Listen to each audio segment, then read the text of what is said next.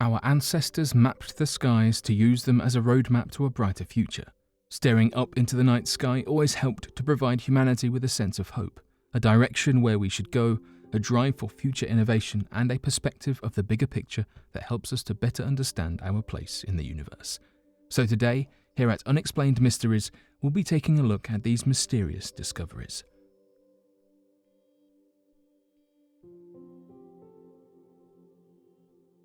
The accounts of the Sea People.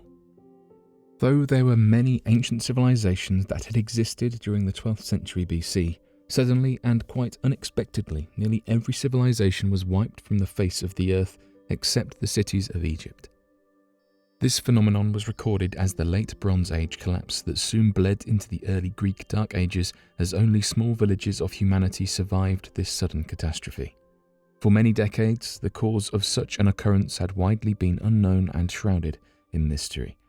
That was until the ancient language of the Egyptian hieroglyphics had been decoded and allowed us to read the historical records captured at the time by the last standing ancient civilization.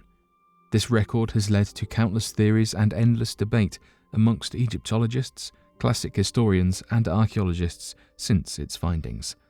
Reportedly, by the historical accounts of the ancient Egyptians, armies of what had been referred to at the time as Sea People attacked and demolished the cities of man.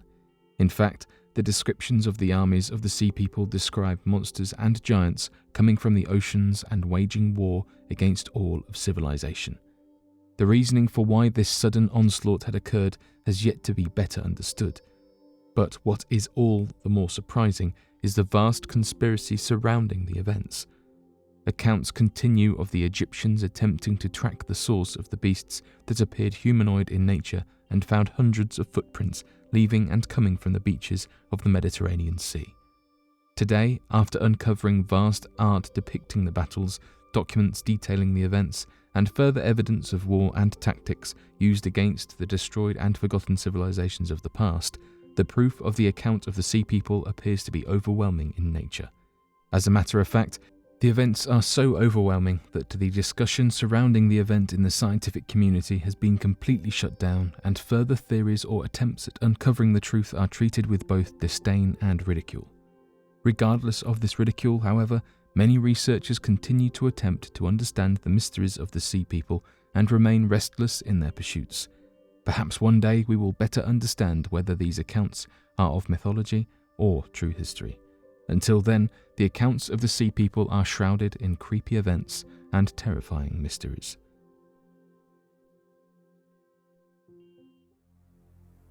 The Vampires of Croglin Grange. Though originally believed to have been nothing more than a published fictitious short story, there are many now, living in the area of Cumberland, England, that believe that the story's telling of the Vampires of Croglin Grange to have been a real-world account of an actual witness encounter. According to the legend, a woman and her two brothers visited the town of Cumberland and rented an older house away from other neighbours for a small fee. Though the house was not ideal in its design, with many claiming it to have been abandoned for quite some time, the three family members stayed there for quite a while and became accustomed to the location. It was not until the summer months that the family began to realise that something far more sinister was lurking in the area around the house. According to the legend, as the woman was sleeping, a strange creature entered the house through the window and bit onto the neck of the woman. The creature was described as having a brown face and eyes that glowed like tiny flames. Shortly after biting the woman on the neck, she awoke and began to scream for help as she jerked away from the creature attacking her.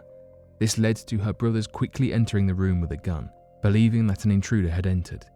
Unfortunately, the monster had already jumped out of the window when the sister began to scream, and so the brothers quickly followed it as it ran through the nearby forest and towards a local cemetery. As the creature ran in the distance, one of the brothers shot towards the creature and believed to have hit it in the leg before it scurried into the cemetery. As the brothers stood outside the cemetery, they had believed that perhaps the creature had been a vampire and so decided to wait until the morning before entering the cemetery and battling the creature. That morning, they entered the crypts and discovered a body with a fresh wound in its leg that appeared similar to the gunshot wound inflicted by one of the brothers, and so burned the body. Though many still regard the legend as being proof of a vampiric entity, many others believe that perhaps the creature had been that of a ghoul. A ghoul is known to reside around cemeteries as they can take the form of any person that they devour. Additionally, ghouls are described as having burning eyes of fire similar to that of the jinn. Could very well be that the creature was in the process of turning into the woman but was stopped in time by their brothers taking action.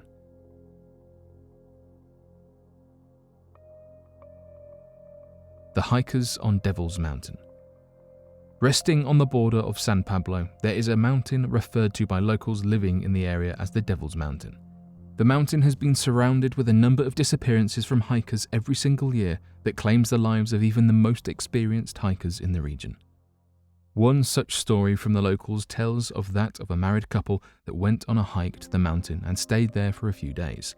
After they had met others and told them they would be taking a forked path, they were never seen from again, leaving many people wondering which path they had taken, since there seemed to have been no forked path in the area.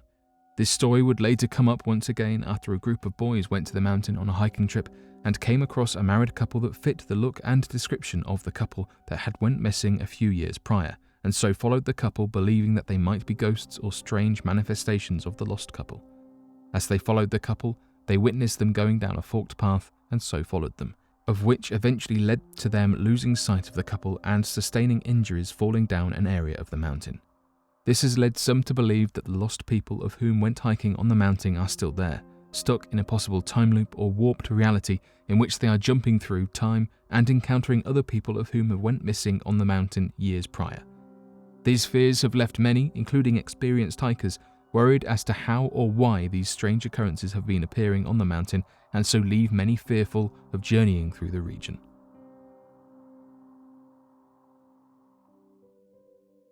The ancient megalithic city of Machu Picchu.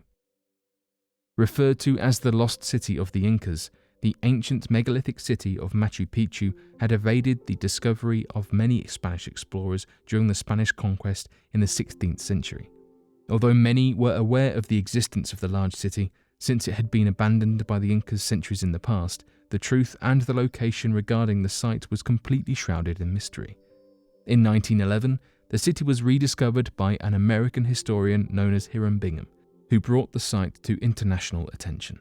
The undisturbed location not only gave the clearest view into the lives of the indigenous tribes, but also led to many other conspiracy theories and revelations regarding the technological progress of the people. The city appeared to be a large megalithic structure using stones cut to such precise measurements and in massive sizes that it led many to question the construction capabilities previously imagined by the local populations. In 2007, the site was voted to be one of the new 7 wonders of the world in a worldwide internet poll and has been featured on several episodes of the Ancient Aliens television show on the History Channel.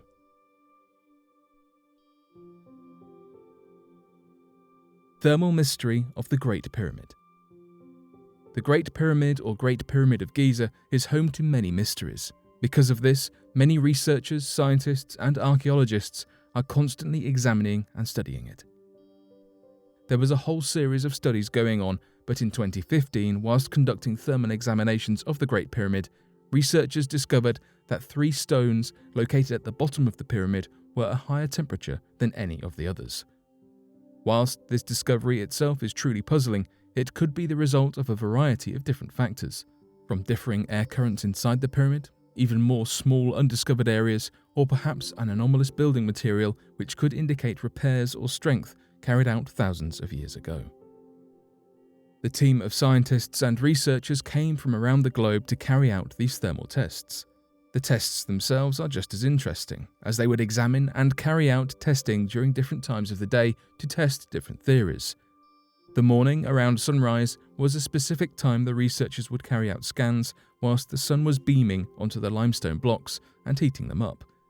They would then carry out the same scans, but in the evening around sunset, once the same limestone blocks were cooling down. They continued these tests until they found the aforementioned anomaly of the 3 limestone blocks in particular that would display a difference of around 6 degrees compared to the rest of the block, which would at most show a temperature difference of around 0.1 to 0.5 degrees between sunrise and sunset. This difference in temperature is quite puzzling when compared to the minimal difference of the rest. These affected blocks in question were located on the east side of the pyramid. This could well have something to do with why they are anomalies, but for now this remains a mystery. A discovered 1.8 billion-year-old nuclear reactor. Back in 1972, when a large amount of uranium ore was mined from the Oklo mine located out in the country of Gabon, a small nation found in Central Africa, scientists began to test the uranium deposits to catalogue the amount of recovered uranium-235 that was gathered from the site and could be used for ongoing efforts of nuclear fission and nuclear reactors. Unfortunately, they quickly realised that a substantial amount of uranium-235 was missing from the ore deposits, as uranium-235 naturally forms a solid concentration of 0.072%, but found a significant amount lacking from the mined minerals. As they investigated the situation, believing that perhaps more than 200 kilograms had been stolen, they quickly realised that located near the mined location was the perfect conditions to form a believed to be naturally forming nuclear reactor that is dated to be roughly 1.8 billion years old. Scientists claim that the uranium ore was used up when a naturally formed cavern using groundwater to help stabilise the nuclear reaction was discovered underground. Theorists, however, have an alternative explanation. Given the fact that the specifications required to form a naturally made nuclear reactor require specific storage of the uranium-235, the continued influx of water and a number of steps to prevent the compounds from becoming superheated, it is believed that the location is not naturally formed and rather the use of a primitive nuclear reactor by time-travelling humans needed to create a substantial amount of energy.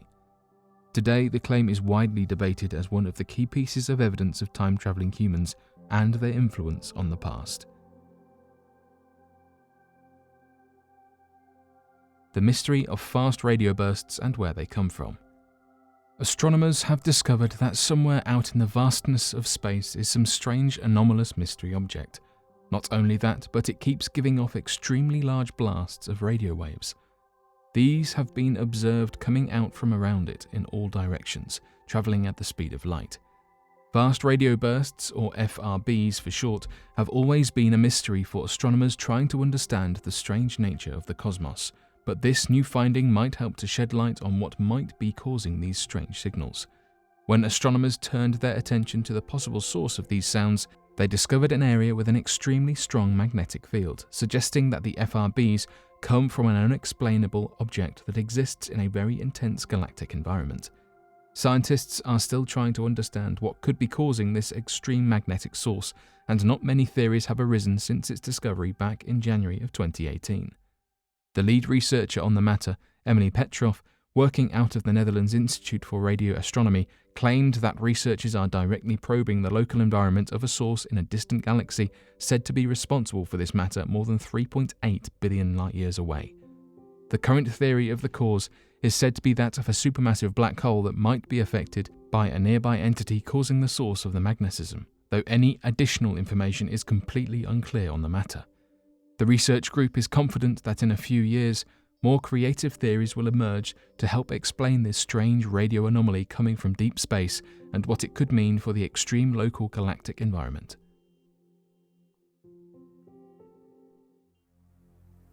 The legend of the Codex Gigas. One of the most well-known stories concerning that of a person making a deal with the devil is the existence of the fabled Codex Gigas. The Codex Gigas, also referred to as the Devil's Bible, was supposedly written by the devil himself after a desperate monk summoned him in exchange for his life. According to the legend, a monastery in Bohemia that made up the monks of the Black Cloth, a radical Christian group of whom devoted their belief to God by performing gruesome acts of starvation, isolation, and self-mutilation, accepted the terms outlined by one monk who promised to write the greatest book in a single night. The reason for this promise was due to the fact that the monk of the ministry had broken such a sacred rule of their monastery that the sin itself was covered up. After the other monks had convened, they decided that the punishment for the monk would be to wall himself up alive, essentially trapping him into a mausoleum. This led the monk to quickly promise the monastery that he could earn redemption by crafting the largest book that held all of human knowledge, including magic, medicine, information on herbs, as well as the entire Bible, in only one night. The monastery agreed to this outlandish promise on the basis of making a deal with the monk. They would allow him a chance at redemption if he could create the book in one night. but if he failed, they would continue with their punishment regardless. This led to the monk working throughout the night in a moment of panic, gathering all of the supplies necessary and binding the massive book before realizing that it would be humanly impossible to complete the task. At the stroke of midnight, in his desperation, he performed a dark ritual and summoned the devil himself. He quickly promised the devil his soul if the devil himself would use his supernatural powers to create the book and save him from death. In an instant, the devil accepted the deal and wrote the entire book in a single night, fulfilling the promise and saving the life of the monk. Interestingly enough, in the modern day, when experts took the time to look over the book, they found overwhelming evidence that the entire book was written by a single author in an incredibly short amount of time. The expected amount of time to work on such a massive book was expected to be more than a single author's lifetime. However, the entire piece has a consistent style of writing, of which is only possible to accomplish by having a lone author using the same type of ink made in the same way as is common with books with a single author, and has an entire page of a drawing of the devil as a reference to the credit of the author.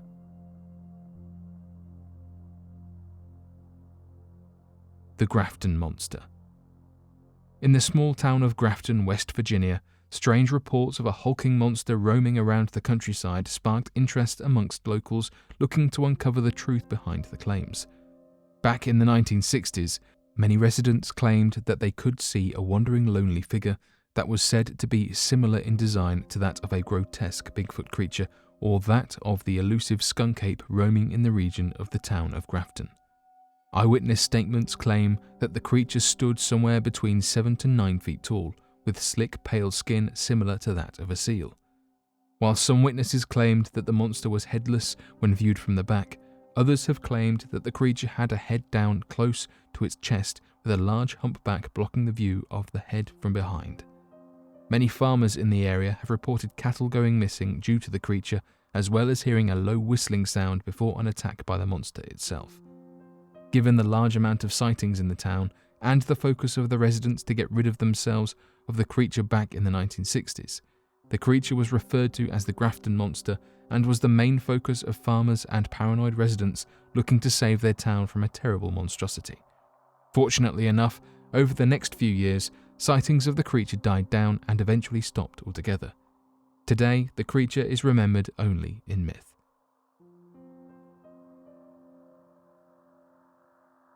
The Ghost of Longleat House. Lady Louisa Carteret was known during her time for dressing in nothing but grey and grey clothing. It is most likely due to this that the appearance of a grey-dressed woman roaming the halls of Longleat House have time and time again surfaced in reports made by visitors of the house. The legends say that the lady was madly in love with her footman, of whom she described as being the most devout and loyal servant to have ever existed, of which sparked a jealous outrage from the husband. In a fit of rage, the husband had the servant killed and then buried underneath the house, with not another word given on the matter. Lady Carteret at the time was told that the servant ran away with a few precious jewels and had vowed never to return. Unwilling to believe the lie, the lady spent every day searching through the house, looking in rooms of which she was forbidden to visit all across the massive estate in the hopes of finding the servant tied up or restrained against his will. It appears that her ghost is still searching for the servant to this day, as many have often reported seeing the ghost speeding past them into different rooms at different times of day. Additionally, Longleat House is even known for being the site of one of the most compelling instances of a haunting caught on tape that still has many video experts poring over its creation with extreme precision. It appears that not only is the footage genuine, but that the figure of the apparition matches that of Lady Louisa Carteret, a piece of evidence that has helped to keep the myths surrounding the house alive and well even in the modern day. On the evening of September 19th, 1961, married couple Barney and Betty Hill were travelling home from a vacation to Niagara Falls in Montreal, Canada. They had been driving for much of the day and were nearly to their home in Portsmouth, New Hampshire. While passing through just south of Lancaster, around 10:30 p.m, Betty noticed a few small but bright star-like spots of light in the night sky. They moved from below her perspective of the moon upwards to the left and then to the right, across the face of the moon. At first, Betty assumed it was some sort of falling star, only this star moved in ways she had never seen before. She watched as the lights travelled in a sporadic and unpredictable movement, while they also appeared to grow in size and luminosity. Eventually, Betty convinced Barney to pull over to get a better look at the anomaly, which he only agreed to because their dachshund, Delcy, needed to be walked. Using binoculars, Betty claimed to see that the source of the flashing lights was some kind of aircraft, one of which she was unfamiliar with. In the past, Betty had heard rumours of reported UFO sightings from her friends and family, so her mind immediately assumed this was what she was experiencing. When Barney got a look through the binoculars, at first he deduced that the supposed UFO was a commercial airplane en route to Vermont. However, after some time observing its truly acrobatic-like movements, he considered it to be some sort of top-secret government testing, and did not want to believe the possibility of it being some sort of extraterrestrial UFO. This startled Barney enough to urge the family back into the car to continue driving on their route home, which was nearing a pass through the mountains. As they continued driving, the hills recall the UFO remaining in their field of view, coming even closer than it was before. Barney almost felt like they had been targeted by the craft, and it was following them. As they neared a familiar picnicking area known as Indian Head, the UFO descended so close and so rapidly to the Hills car that Barney abruptly stopped the car in the middle of the road. The craft now hovered in front of them about 100 above the car, taking up the field of view of the windshield. They recall it being flat and wide in shape, and it appeared to be rotating. Barney stepped out to have a look, first retrieving his pistol from the trunk of the car and holstering it within his pocket. He stepped away from the vehicle and then recalls feeling compelled to peer through the binoculars up towards the craft. He then observed anywhere from 8 to 11 human-like figures that moved with robotic, almost German soldier-like efficiency. They appeared to stare back at him, and although far away, Barney was able to see they were wearing what appeared to be black uniforms. In the next moment, all but one of the figures moved away. The one remaining appeared to be at a desk or terminal of some sort, and Barney assumed they were the leader. Barney then received a message, either verbally or telepathically, that said, "Stay where you are and keep looking." Due either to fear or an unknown force, Barney was seemingly unable to take the binoculars away from his eyes. In this moment, he was convinced that the beings aboard the craft were not human. The craft then continued to lower about 60 feet above him and 300 feet away. Fin-like structures then protruded from the craft and began to telescope towards him. At this point, Barney was in such a state of shock that he found the strength to tear the binoculars away from his eyes, in turn breaking the leather neck strap. Near a state of hysteria, he returned to the car, warning Betty that he thought they were about to be captured. The craft proceeded to move directly above their car, and Barney tore off down the road. Next, they heard what sounded like a rhythmic pattern of buzzes or beeps coming from the trunk of their car. The entire car began to vibrate, and tingling, almost numbing sensation passed through their bodies. In the next few moments, their memories became spotty, and both experienced states of altered, unaware consciousness. Just as fast as they heard the few series of buzzing sounds, they heard another, and the two returned to their normal, coherent states of mind. They were still in the car, and were surprised to find they were nearly 40 miles from where they last remembered. When they finally did return home, they noted that it was much later in the night than they had expected to return back. It was nearly 5 in the morning. After the initial sighting of the craft, they had apparently lost about 2 hours of time after the event.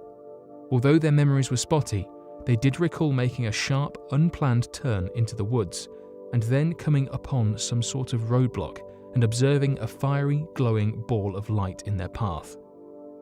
After getting some rest, the Hills awoke in the early afternoon and immediately noticed some out-of-the-ordinary sensations and bodily impulses.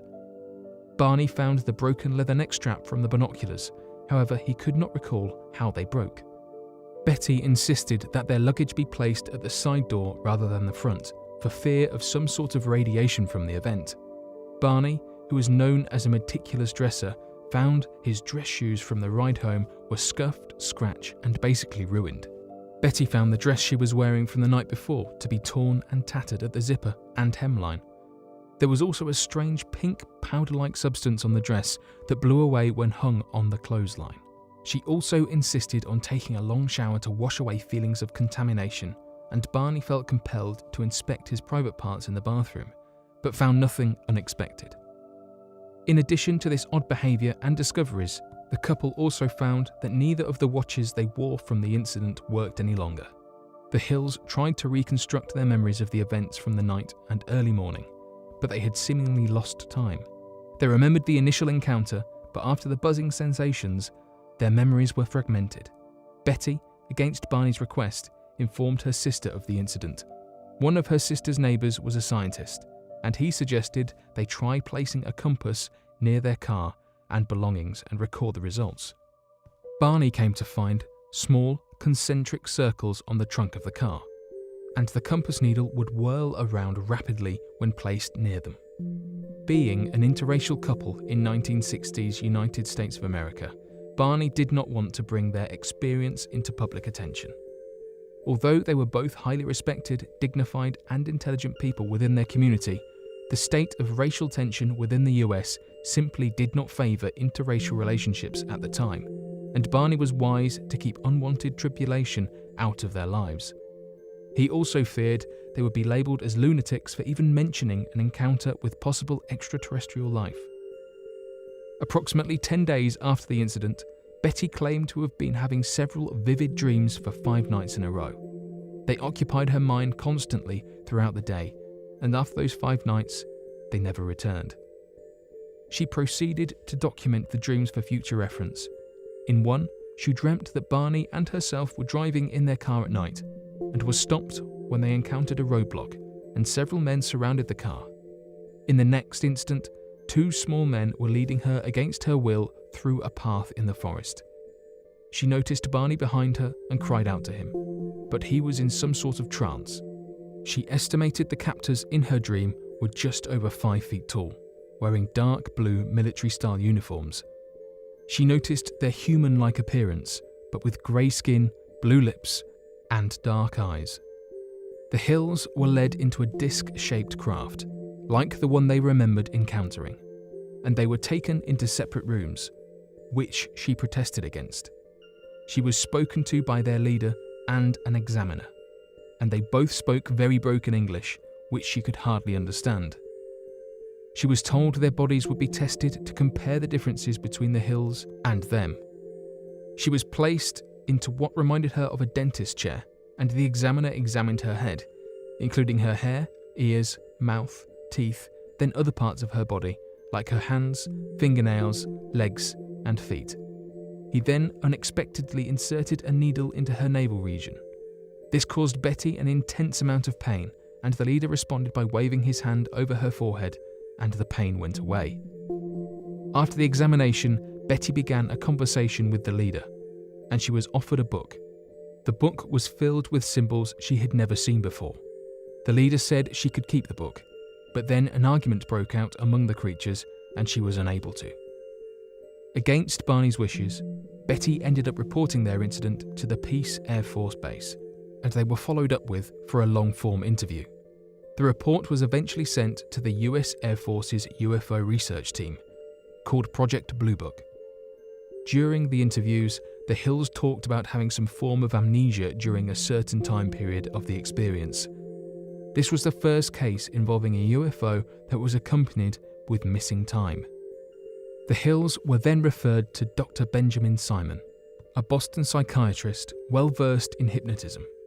They agreed to undergo a series of hypnosis sessions. However, Simon insisted they be separate for their sessions in order to keep each of their stories separate. During Barney's sessions, he became nearly hysterical, describing his overwhelming feelings of fear and helplessness during the whole ordeal. He then recalled events nearly identical to Betty's dreams, as well as exams on his male reproductive organs. Betty's sessions were similar, with the added fact that during the abduction, she had asked the beings where they were from, and they showed her a 3-dimensional star map. They asked if she knew where she was located on the map. She did not. They explained it would be too difficult to explain.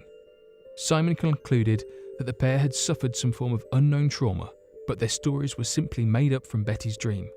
At any rate, the therapy calmed their anxieties from the event. Betty made a sketch of the star map, and at the time, it was not an existing star map. In 1969, astronomer Marjorie Fish was intrigued by the story and constructed a more detailed map from Betty's sketch. The results found that the star map Betty was supposedly shown closely resembled the double star system known as Zeta Reticuli, hence the other alias of this incident. Perhaps the hills were abducted and studied by aliens from the Zeta Reticuli system, or perhaps they made the entire thing up as a publicity stunt. However, the latter is unlikely, due to their position in society at the time. Either way, this incident had massive impact on pop culture at the time, and inspired many to come forward with claims of extraterrestrial encounters that were to come. The Hills were said to be dignified people, and not the kind to make wild accusations, especially about something as controversial as aliens. The mystery remains unsolved, and likely will remain unsolved unless more evidence comes to light.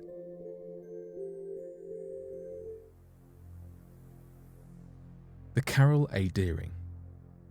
The Carroll A. Deering was built in Maine in 1919. It was the last ship to be ever made by G.G. Deering Company, and it was designed to carry large amounts of coal. On August 22, 1920, the ship set sail to Rio de Janeiro with Captain William H. Merritt, his son Sewell, and a 10-man crew. A few days into the trip, Captain Merritt became very ill. They made a stop in Lewes, Delaware, so the captain and his son could get off, and they were replaced with Captain Willis B. Wormel and Charles McClellan. They made their way to Brazil and delivered the coal without any problems. While in Brazil, Captain Wormel visited another captain and told him he didn't trust the crew on the Deering. He had many concerns with them, and he only trusted the engineer, Herbert Bates.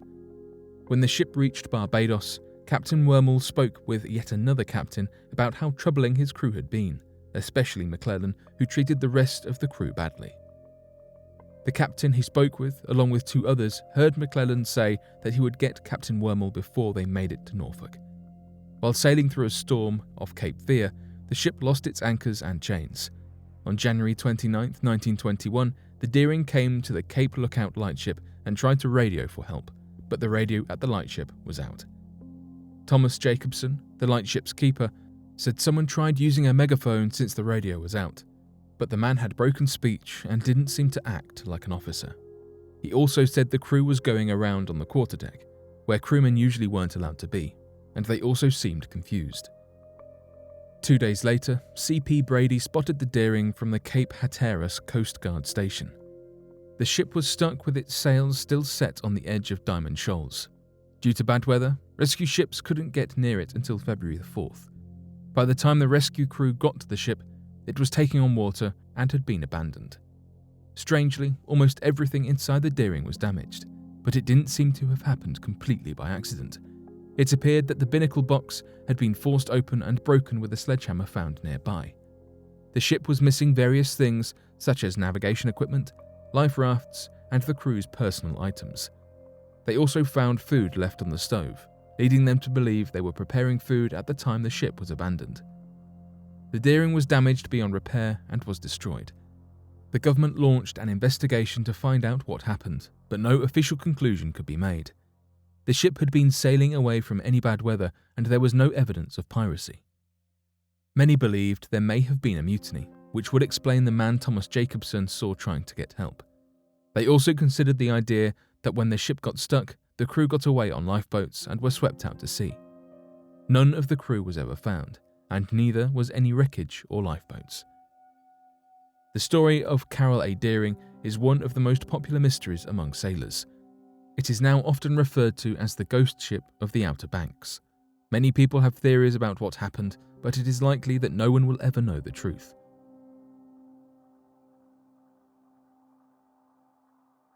Salyut 7 Angels. In July of 1984, cosmonauts on the Soviet space station Salyut 7 reported seeing a strange orange light. The space station was suddenly surrounded by the light, and it even came through the walls of the station. The light was so bright, the crew temporarily went blind. Once they regained their vision, they looked through the portholes for the source of the orange light. They thought there may have been an explosion somewhere since the Salyut 7 had experienced fires and other types of emergencies already, but they found nothing of the sort. Instead, the cosmonauts claimed to have seen 7 angels floating around right outside the station. They said the angels looked similar to humans, but with wings and halos. The angels stayed close to the space station for another 10 minutes. Then they disappeared.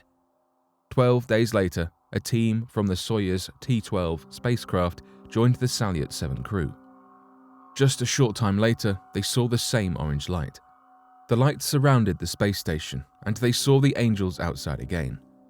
This time, the crew said that the angels were as big as an airliner. The Soviet Union decided that this discovery should remain top secret, and they ordered the crew not to tell anyone what they saw. Some tried to dismiss these claims by saying that the crew were hallucinating. After all, they had been in the space station for 155 days when they first saw the angels, so they were stressed and probably exhausted.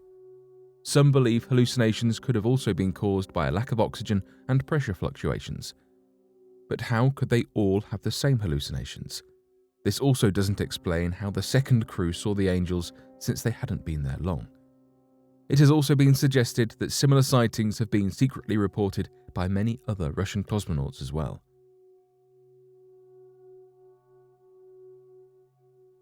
Christopher Columbus Bermuda Triangle UFO. The mysterious happenings at the Bermuda Triangle area are not a recent phenomenon. When Christopher Columbus made the historic journey to North America, he experienced some very strange events in the Atlantic Ocean, especially in the Bermuda Triangle. Christopher Columbus reported about the compass pointing in the wrong direction while passing through the Bermuda Triangle. He also reported mysterious waves rising without any wind. However, the most shocking thing that Columbus and his men witnessed was an unexplained light rising from the ocean and levitating on the horizon. The unexplained UFO baffled Christopher Columbus. The light seemed to be moving across the horizon at a slow pace. Then suddenly it rose up and disappeared into the sky. At first, Columbus thought that the light was coming from land and that they had finally made it to their destination. However, after a while he realized that this faint light that seemed like a small wax candle was moving and rising. There have been a number of theories about the mysterious UFO lights seen by Columbus and his men over the Bermuda Triangle. Some historians believe that it was most likely that Columbus and his crew saw a meteor. Some people believe that it was the phenomenon of bioluminescence and the light was glowing due to bacterial activity. Another theory suggests that Columbus and his men were very close to land and the light was actually coming from land. However, none of these theories explains the mysterious candle wax type appearance or the strange upward movement of the light as described by Columbus.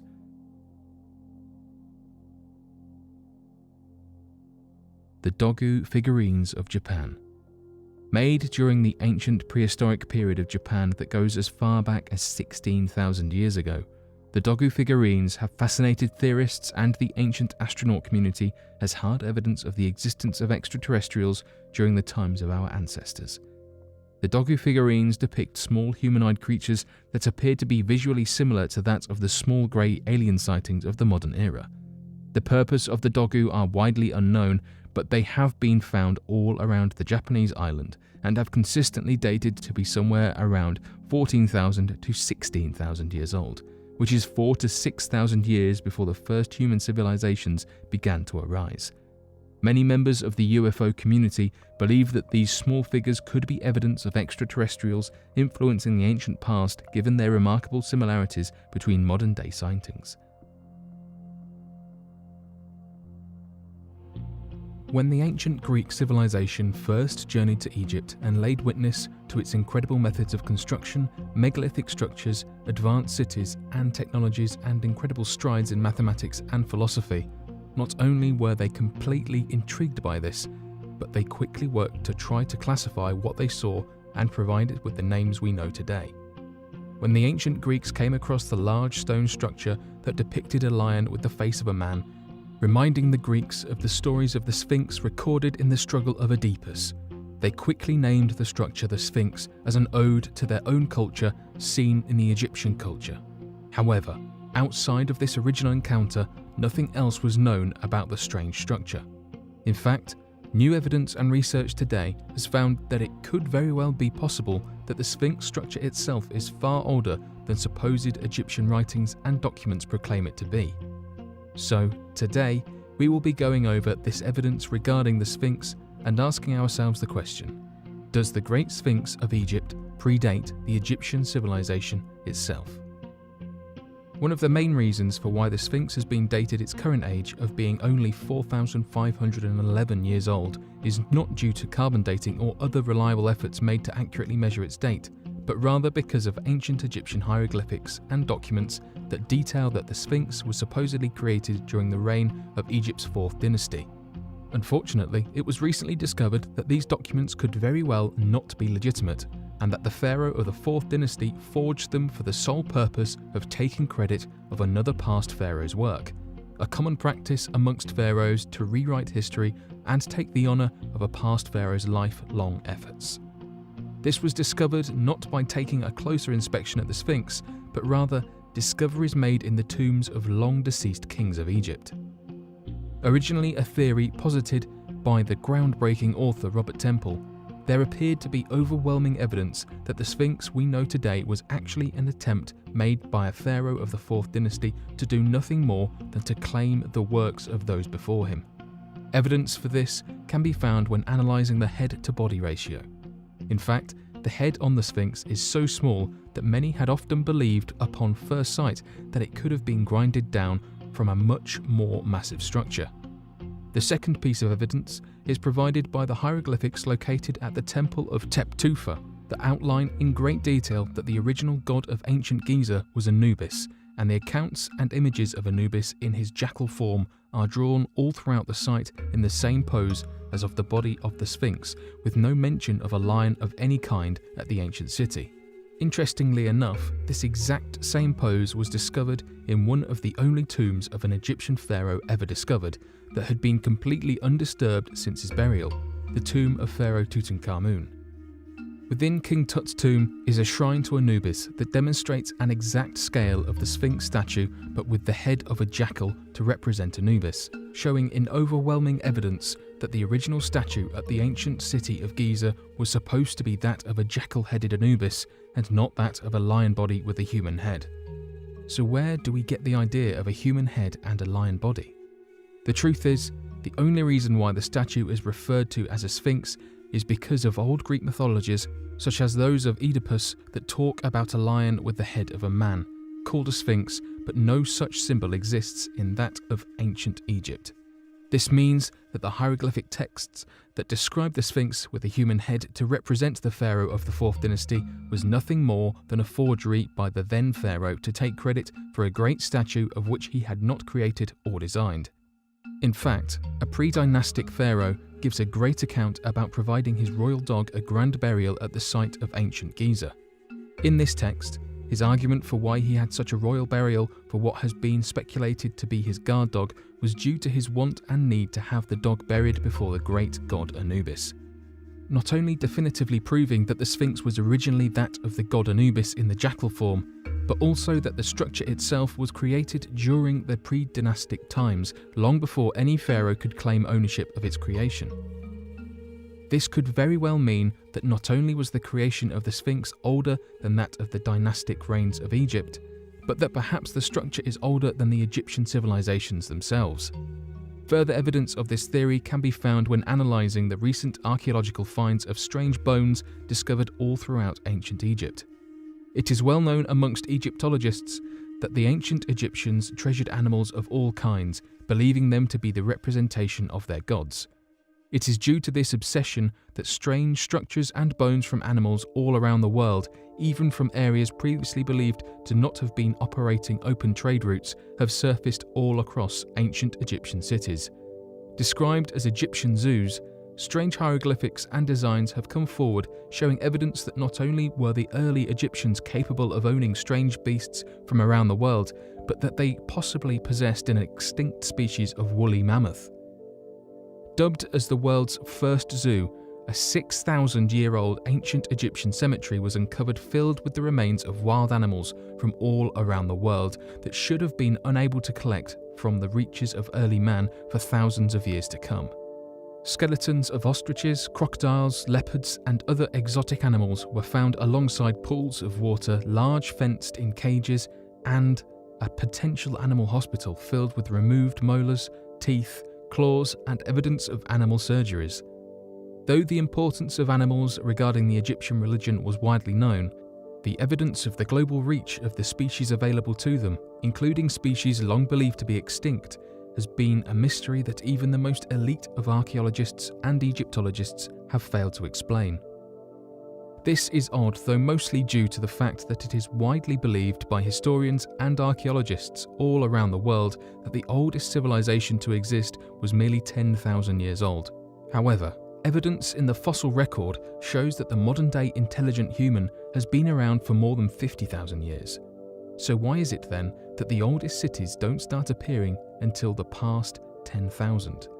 It might have to do with the evidence of the extinct animals recorded at Egypt. The woolly mammoth was one of many distinct megafauna that went extinct at around the same time in the fossil record, merely 10,000 years ago. These extinct species included the mastodon, short-faced bear, the giant ground sloth, and many others. In fact, when Charles Darwin first visited the areas near the Galapagos Island, when he originally discovered the ground sloth bones, they were so fresh that he believed them to still be a living species of megafauna, proving the recency of their extinction. So why was it then that around 10,000 years ago, all of these species went extinct? Partly due to three strange reasons: large fires, a massive flood, and a sudden ice age. The evidence for these three events are widely known by archaeologists and research scientists found in the fossil record that showed that all around the Earth appeared to be massive fires that were followed by a rapid cooling event that only took about 4 decades, as well as certain events being hit by numerous tsunamis and large flooding. Many experts had originally speculated that perhaps a massive meteorite strike could have caused such a phenomenon, but no large craters supporting the theory had yet been discovered at the time of the original publications.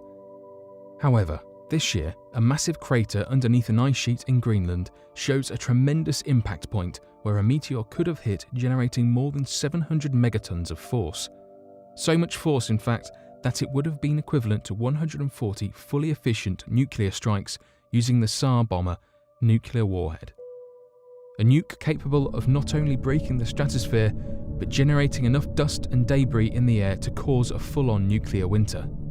Any human civilization at the time, regardless of how advanced, would have been completely wiped off the face of the Earth in such a massive meteor strike. All of this happening at not only around the same time as a massive extinction event, but also around the same time the oldest civilizations would have been constructed. Could this be evidence then that perhaps the pyramids and the Sphinx, as well as many other advancements made in megalithic structures and creations, could actually more accurately come from the efforts of human beings from before this catastrophic event, and the Egyptians were merely the surviving peoples to pick up where humanity left off? Given the incredible advancements we have made in the past 10,000 years, this could very well mean that the humans before the event could have been significantly more advanced than we are today, and the old stories of gods and kings could very well have just been the technological advancements before humanity had to reset due to such a catastrophic tragedy.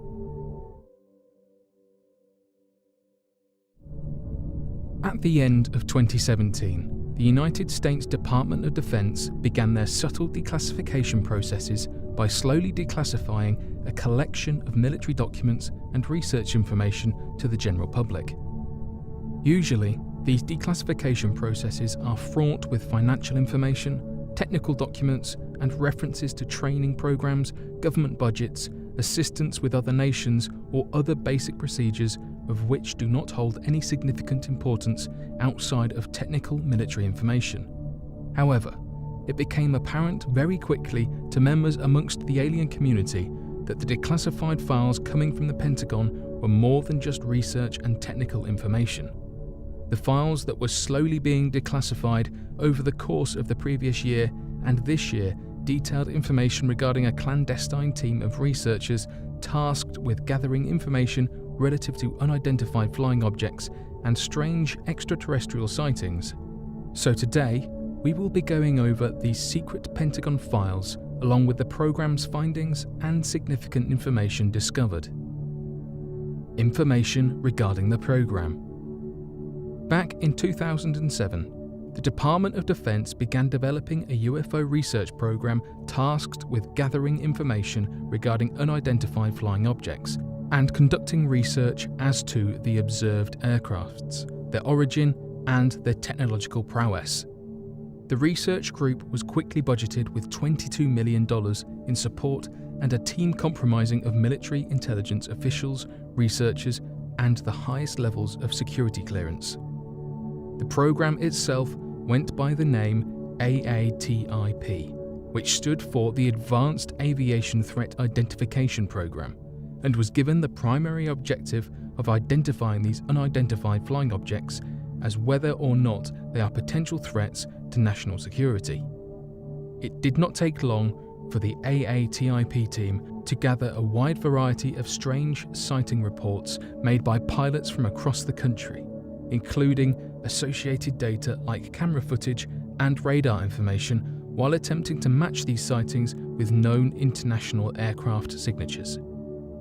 Expecting to find explanations to these craft and their origin rather after the gathered data was compiled, it became rather obvious that this would not be the case. In fact, many of the researchers involved in the program regarded these UFO sightings and craft as having no earthly origin and displaying behavior that could not be explained. This could very well be the closest the Department of Defense will ever come to admitting the viability of extraterrestrial craft without directly saying it. The crafts discovered.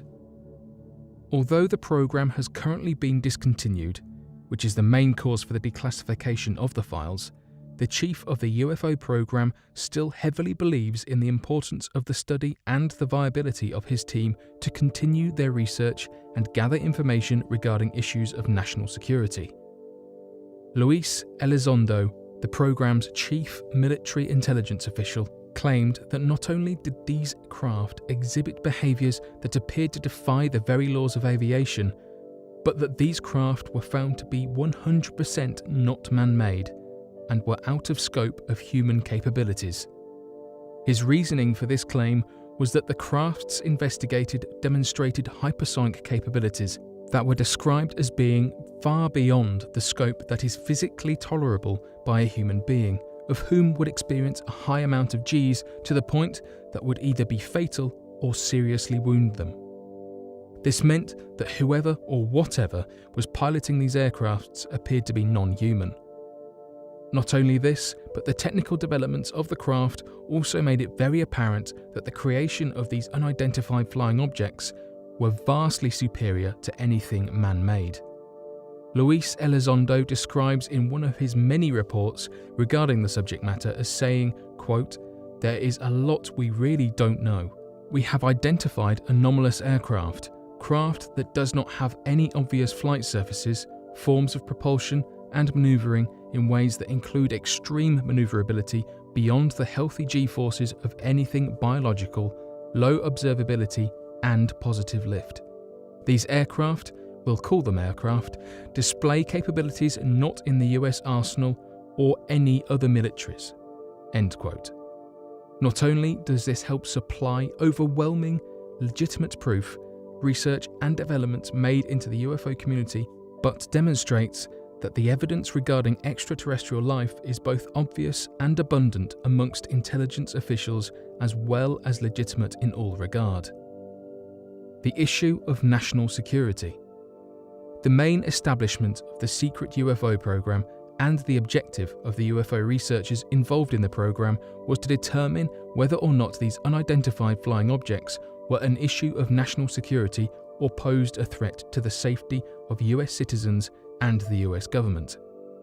It was originally believed that these craft could have been aircraft developed by different militaries around the world and, given their ability to vanish off of radar detection, could have been a variation on developments for stealth bombers or stealth aircraft. This meant that the number one task in regards to the UFO files was to determine the purpose of the crafts and their origin as to determine whether or not these craft posed a threat. After it became fairly obvious that the unidentified flying objects were not man-made, the issue at hand became increasingly complex. The methods used to determine whether or not these craft were threats to national security circled around where these craft were spotted, the technology the craft used, and its ability to be used in warfare. Using these simple metrics, it became apparent to the researchers that not only were these unidentified flying objects a threat, but they demonstrated technological prowess that could not be matched if ever a fight played out. Though many of the UFOs spotted were at random locations across the country, a small minority of these craft were found located near US nuclear missile bases, flying through restricted airspace and hovering close to residential locations. It appeared that wherever these craft wanted to go, they could easily find their way to their targeted location regardless of measures taken to restrict airspace. Whenever these craft were intercepted by military jets, they would either take off at speeds that were vastly superior to the state-of-the-art jets, or would slowly fade away and disappear entirely. This meant that there was no way to intercept these craft or even to engage in a dogfight if the event was necessary. Essentially, it was determined that not only were these craft an obvious threat to national security, but that we are completely powerless to stop them from performing any action. This finding urges the Department of Defense to treat the existence of these craft not as random sightings and made-up accounts, but rather as genuine worries and threats that must be actively defended against and analysed in attempts to reverse engineer the mechanisms behind the craft and to devise ways to deactivate them and prepare for an eventual confrontation with the unidentified crafts, which seems to be a key piece of intelligence that could have greatly influenced the current US president's decision to add a sixth branch to its armed forces, known as the Space Force. Most notable case in the research files. What seems to be the main story of focus regarding the Pentagon's UFO project has to do with the recently declassified witness report of an unidentified flying object and its anomalous behaviour. The report centres around a Navy pilot's first-hand account after he was sent to investigate a mysterious aircraft that suddenly appeared on radar at an altitude of 80,000 feet. When the Navy pilot slowly approached the aircraft, it began to descend rapidly, within a few seconds to an altitude of 20,000 feet, and then stopped abruptly before fading off of the radar and disappearing completely, almost as if it was fading from existence. Normally, witness reports are not all that exciting to UFO researchers. However, it appears that the research group had recovered the recorded footage from the Navy pilot's aircraft that showed in high detail the craft's shape, its extraordinary movements, and ability to abruptly vanish from sight. What makes the footage and the account all the more incredible is that Elizondo used this footage to confirm the craft's non-nationality, given that not only did it not have any designs similar to any current aircraft today, but that it seemed completely unreplicable with current technologies. This footage and many others can be found when searching up the Pentagon's secret UFO files, along with other accounts, pieces of evidence, and incredible findings made by that AATIP. Declassification of the project. With all of this acknowledgement of unidentified craft, their strange abilities, and the potential for extraterrestrial life, it might appear that the Department of Defense and higher intelligence officials might be slowly coming to the consensus of total disclosure regarding the viability of alien contact and classified government projects. However, that could not be further from the case. According to Nate Jones, the director of the Freedom of Information Act, he claims that the footage shown and provided was never officially declassified, and that there are potentially many files that are still yet to be declassified that have not gone through the proper channels. In fact, it almost appears to be that the initial cause for the declassification of certain files to begin with was due to a potential leak of information that originated from inside the Pentagon, as Nate Jones clarifies that, quote, "It looks very strongly like these weren't released through any proper DoD declassification channels," end quote, when referring to the shown footage and declassified reports. The Department of Defense has also taken a stand by saying, quote, "The official who is authorized to release this video on behalf of the Department of Defense did not approve the release of this video," end quote. The Pentagon is also referencing a study made back in the 1950s by the Central Intelligence Agency's Psychological Strategy Board, of which concluded that the public's potential reaction to UFOs could cause an instance of mass hysteria, which constituted a national security threat. This could very well mean that we are decades away from a full disclosure of the project and other secret Pentagon UFO files. To those who study the enigmatic figures of history of whom have worked tirelessly to help shape our world, then you will know that there is no man out there who fits this description better than the late Serbian-Croatian inventor Mr. Nikola Tesla. Essentially forming the basis of the modern world, Nikola Tesla single-handedly helped to plunge us into the new millennium, and it appears that history has almost completely forgotten about him. Responsible for more than 300 patents, some still being discovered even to this day in old patent offices. So today, we will be talking about the enigmatic creator and his selfless contributions to the world. Born in the small Serbian village Smiljan, young Nikola Tesla had big dreams regarding electricity and his vision of a better and, quite literally, a brighter future for humanity.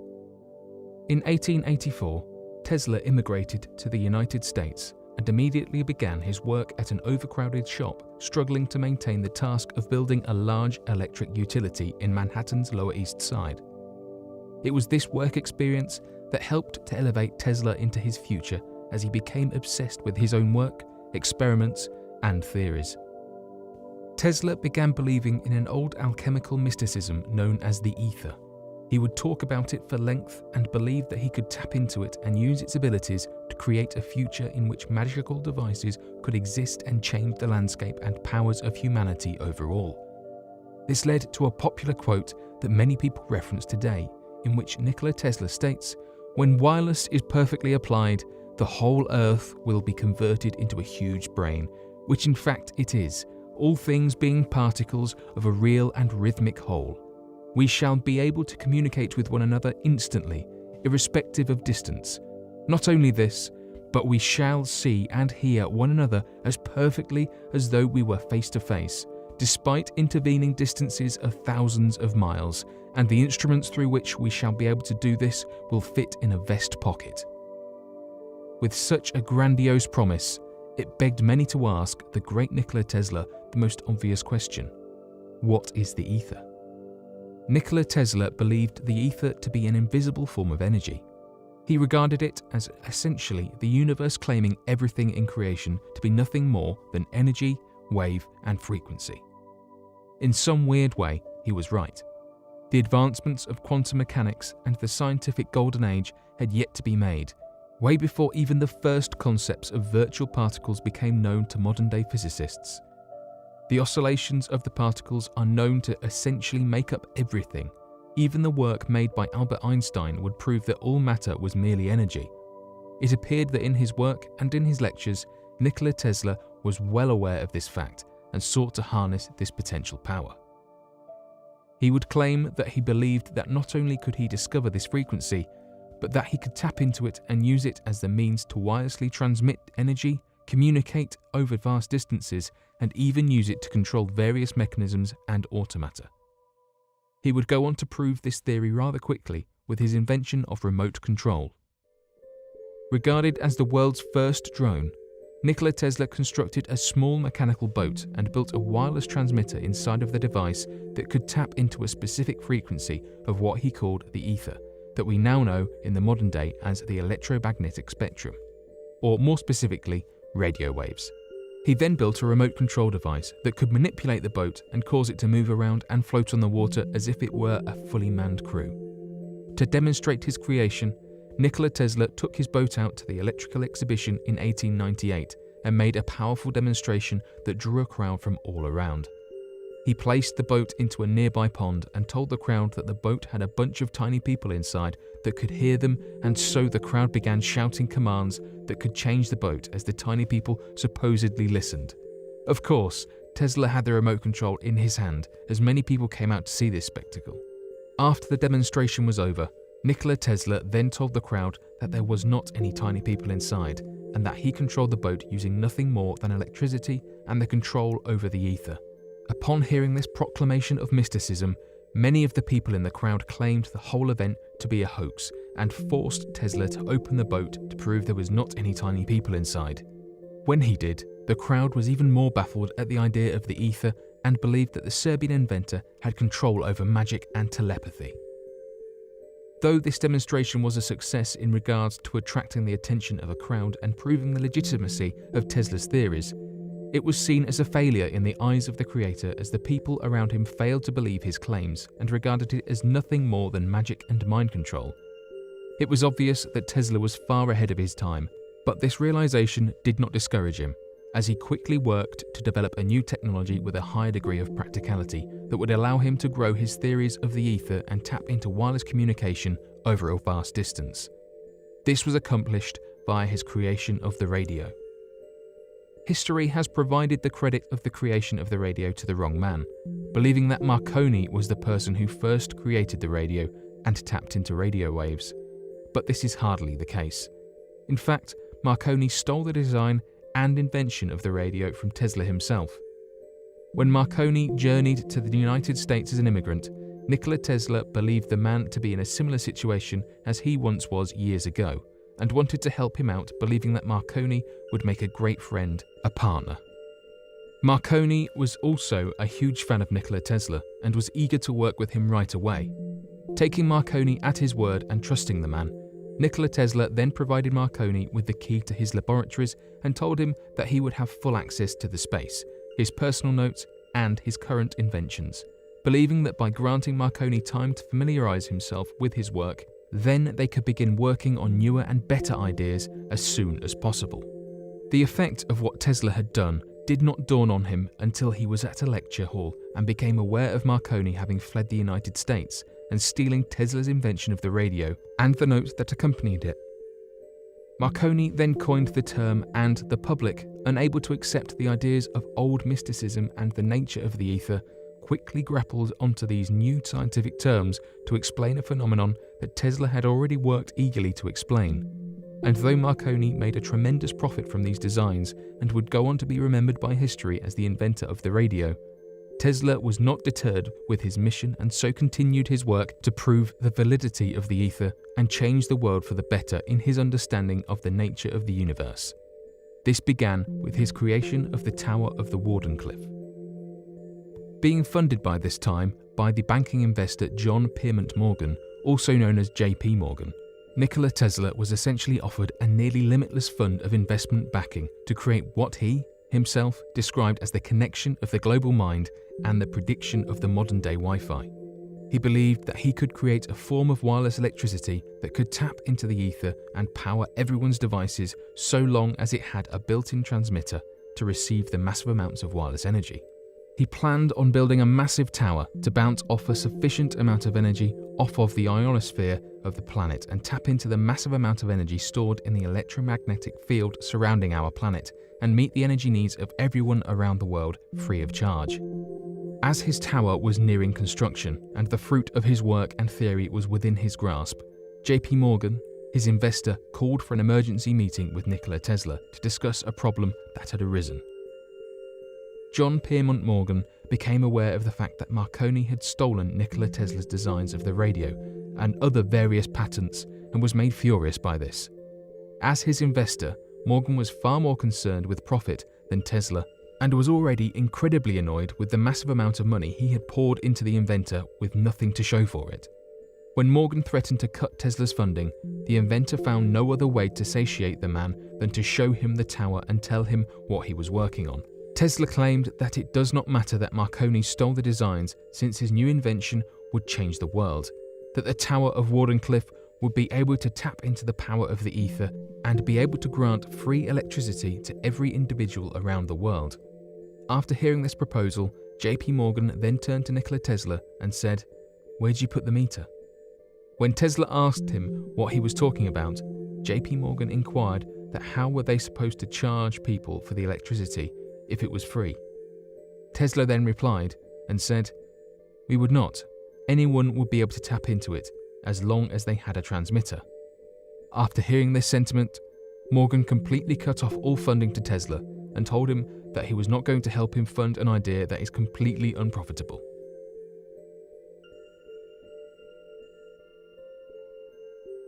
It appears that Tesla was the man born in the wrong era. His work was left unfinished, his tower destroyed, and ended up dying penniless and alone in a hotel room. His work left behind has helped to lay the foundation of a better world, no doubt. But had the world been ready for his gifts, much more could have been accomplished with ease. Perhaps one of the most long-standing legends in all of recorded history and arguably the most popular tale of advanced ancient civilizations in modern-day culture, the lost city of Atlantis is one unexplained mystery that has stood the test of time. Atlantis' popularity is not limited to its philosophical roots, at least in relation to its not-so-recent adaptation as the home of the famous comic book hero Aquaman. It is so popular, in fact, that it even has its own dedicated field of study within the realm of pseudo-history, Atlantology, accompanied by a research database known as Atlantopedia. Recorded history presents to us this story in the time of the ancient Greeks, via one of the most prolific philosophic writers, Plato. Atlantis is first introduced in his stories the Timaeus and the Critias, respectively. In Timaeus, the character Critias tells Socrates a story. In this story, the character Solon, a real-life ancestor of Plato, makes the long journey to Egypt. He engages in conversation with an Egyptian priest regarding the topic of ancient history. The priest is unimpressed with Solon's stories, so he decides to educate him with a historical tale unknown to the Greeks at that time. In a summary of this tale, an Egyptian elder tells Solon about the ideal state of Athens at a time long before the Athenians' own recorded history of themselves. He described Athens at this time as excelling in all pursuits of knowledge, living virtuously, and practicing moderation. He tells how a powerful nation called Atlantis attempted to overtake surrounding civilizations, including Egypt, but the Athenians were the ones who put a stop to them. Immediately following their defeat, cataclysmic floods and earthquakes swallowed up the continent of Atlantis, covering it with a muddy terrain, making it impossible to navigate the seas where the continent once stood. In the Critias, Plato writes an even more detailed description of Atlantis. Atlantis was founded by Poseidon, who fell in love with a human woman known as Cleito. Together they had 5 sets of twins, whom of which eventually came to develop and rule over the 10 different provinces of Atlantis. It is believed that as time passed, these rulers slowly divided up portions of this fabled land in order to create a legacy between each family. The Atlanteans grew to be an advanced civilization for its time, far ahead of all other civilizations surrounding it. They were known to be much more developed in maritime navigation, city infrastructure, militaristic pursuits, and even agriculture. The actual city of Atlantis is known to have been a main citadel in the center, surrounded by 6 concentric rings, 3 of water and 3 of land. In the dialogue, Plato described the city of Atlantis as being 50 stades from the sea, which translates to just under 6 miles. Atlantis was connected to the sea via a canal, which was 300 feet wide and 100 feet deep, and ended at a harbor near the settlement. The actual continent of Atlantis was explained by Plato as being larger than Asia and Libya combined. With the plains surrounding the city being approximately 230 miles wide and 345 miles long, and with a large range of mountains at the northern end of the continent and smaller mountains surrounding the rest of the center plains, The entire continent was described as being rich in soil, plant, and animal life, elephants included, and having reasonable temperatures for sustaining these forms of life. Throughout the dialogue, Plato does not cease to chronicle aspects of Atlantis down to the finest details.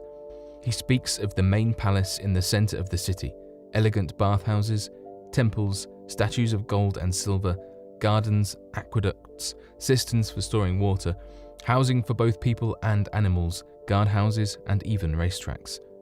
Bulls were worshipped and viewed as divine in the city of Atlantis and roamed the streets freely. Plato then goes on to describe other settlements of people in the surrounding areas of the continent, but simply labels them as wealthy farmers and country folk. Plato explains the military setup by the city of Atlantis. He goes into great detail about the various roles filled by members of the ancient city and its hierarchy, all the way from king down to citizen.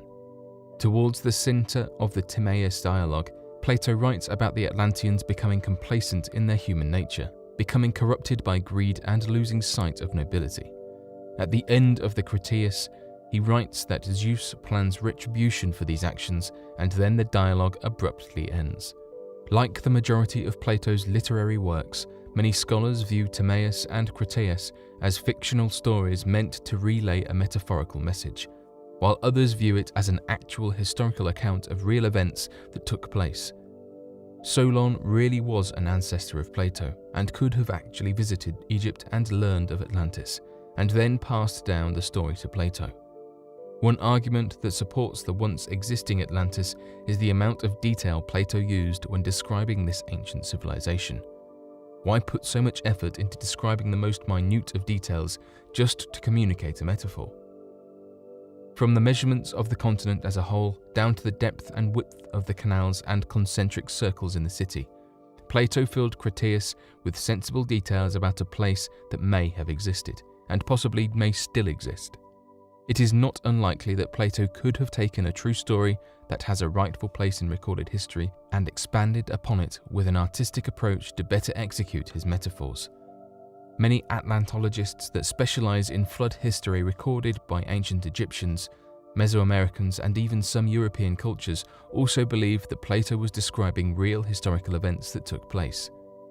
It is widely believed that the flood that sank Atlantis is the same flood described in the story of Noah's Ark. With that being said, flood stories can be traced back long before the Bible, and many of these stories show great similarities with only subtle differences. So this begs the question, why do so many cultures have similar stories about floods? One theory is that these floods actually took place sometime around the end of the last ice age. This correlates with Plato's description of the destruction of Atlantis, as told by the Egyptian elder 9,000 years before Solon went to Egypt in 600 BC. This is where scientifically proven geological findings come into play. It has been proven that approximately 11,600 years ago, the Earth did undergo massive rises in sea level. For this theory to make sense, Atlantis would have had to existed during the last ice age, and at the end of this era there may have been pole shift which led to multiple natural disasters.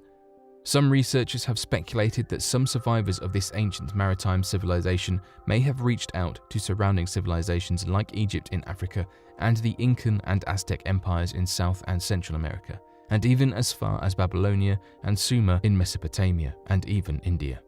All of these cultures have stories of men appearing after a cataclysmic flood event. Thoth and Osiris in Egypt, Viracocha in Inca, Quetzalcoatl in the Aztec Empire, Vishnu in India, Oannes in Babylonia, and Enki in Sumer. Perhaps these Atlantean survivors traveled to these places, and being so advanced, they were accepted as gods and influenced each culture's history as such. One idea that supports this theory is the discovery of pyramids and pyramid-like structures in each of these areas. Perhaps the survivors spread their knowledge of pyramids and their alignment with the stars in hopes that future civilizations would gather the clues and solve this mystery. Another theory is that Atlantis was actually destroyed at the end of the Bronze Age.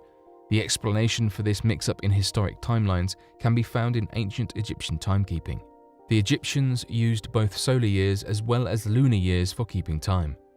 While solar years line up with 365 days a year, lunar years are measured in months. If the Egyptian elder who told Solon the story of Atlantis was speaking in terms of lunar years, meaning 9,000 months instead of years, this could have lined up with the end of the Bronze Age. Another real-world account recorded by the Egyptians that backs up this theory is known as the invasion of the Sea Peoples.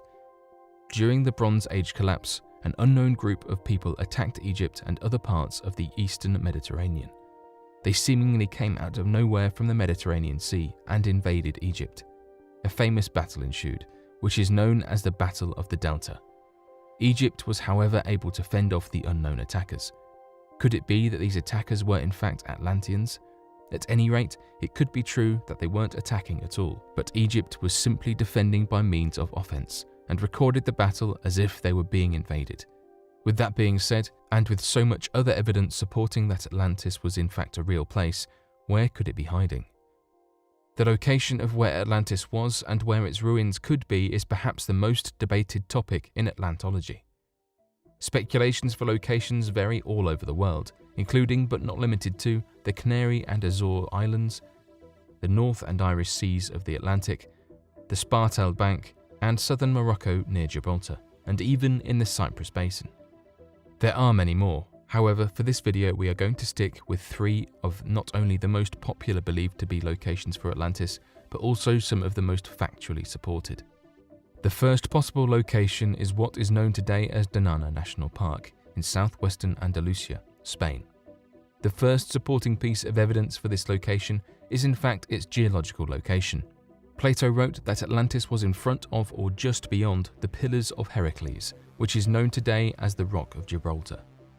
This area is also believed by some to be the ancient civilization of Tartessos.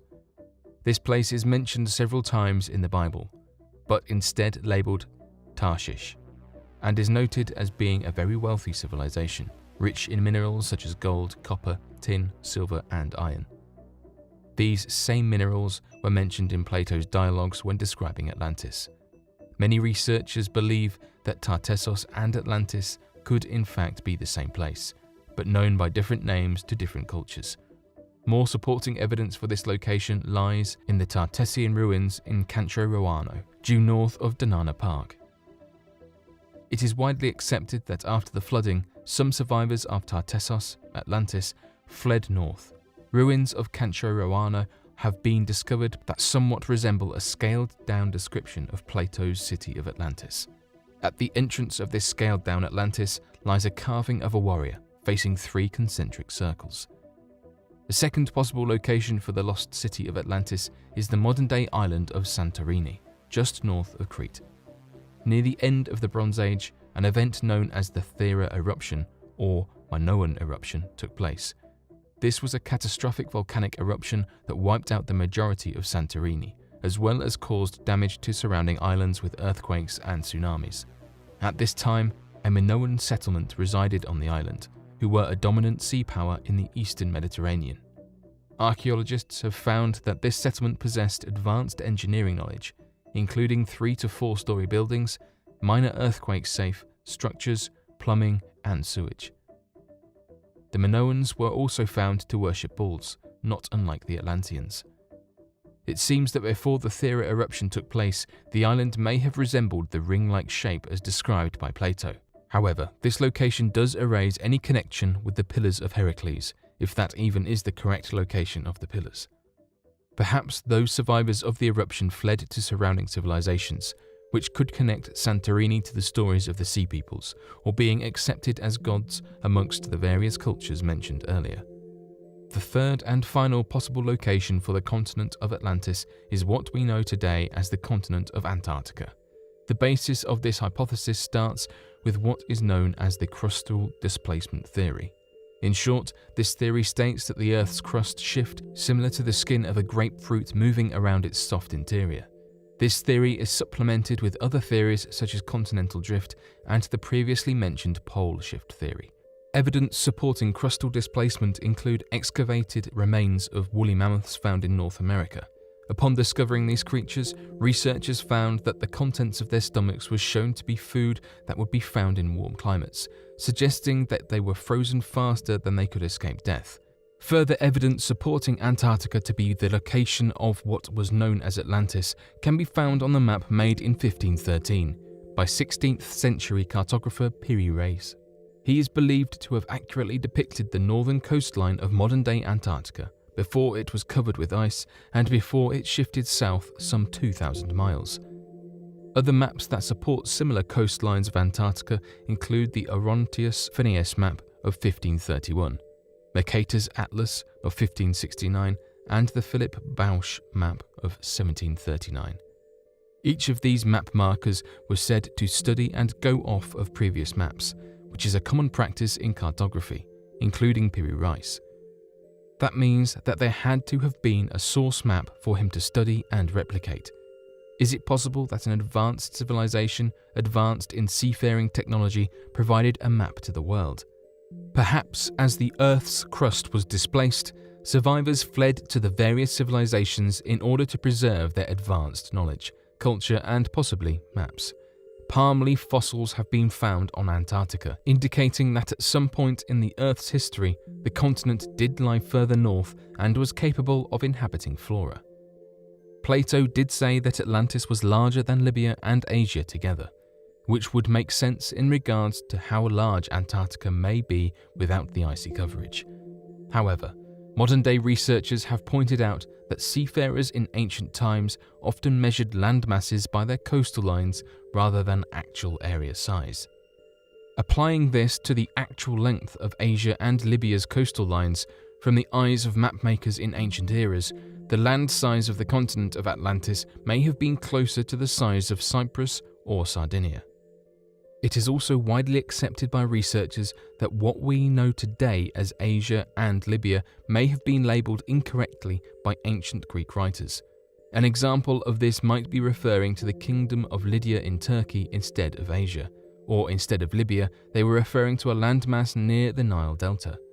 Recently, aerial images have been captured of several concentrically shaped structures throughout Antarctica.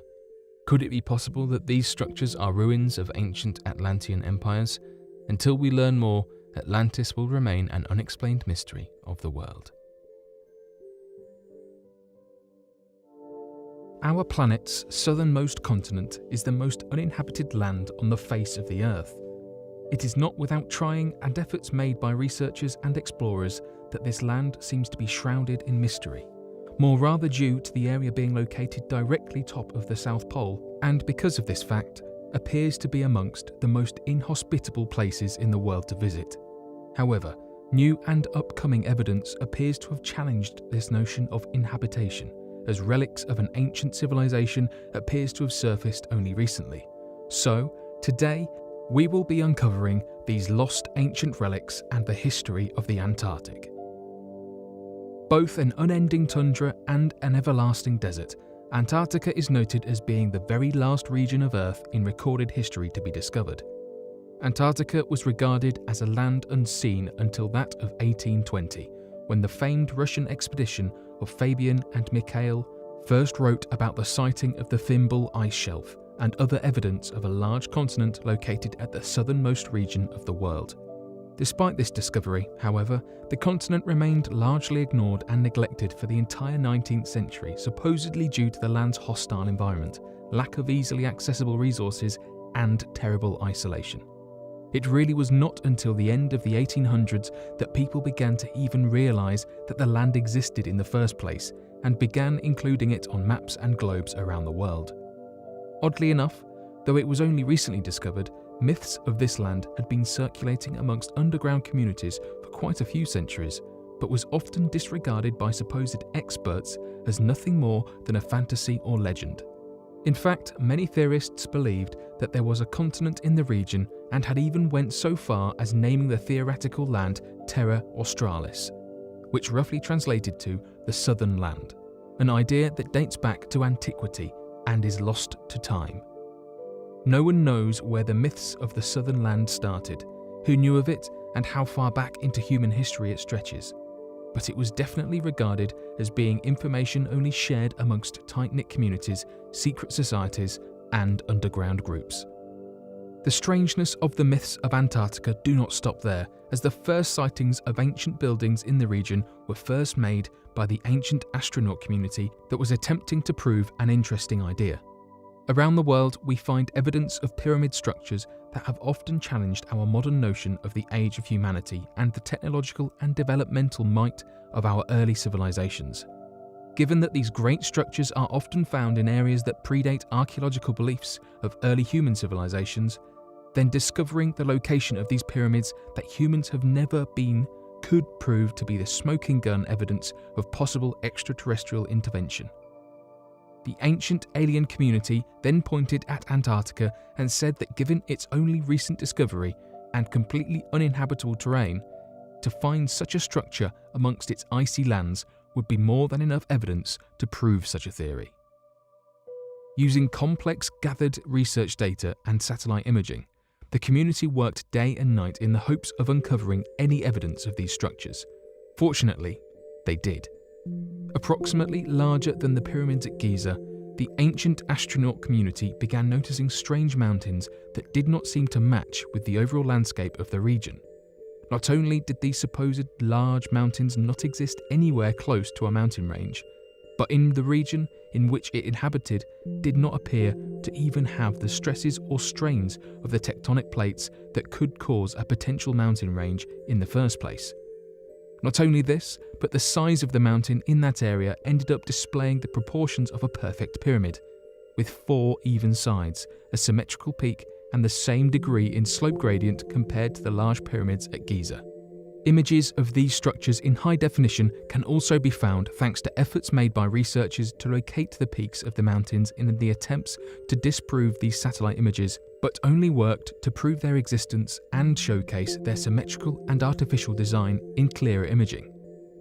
Could it be then that perhaps a much more powerful advanced civilization with the means of producing such megalithic structures could have inhabited the region long before humans could have ever even discovered its existence in the first place?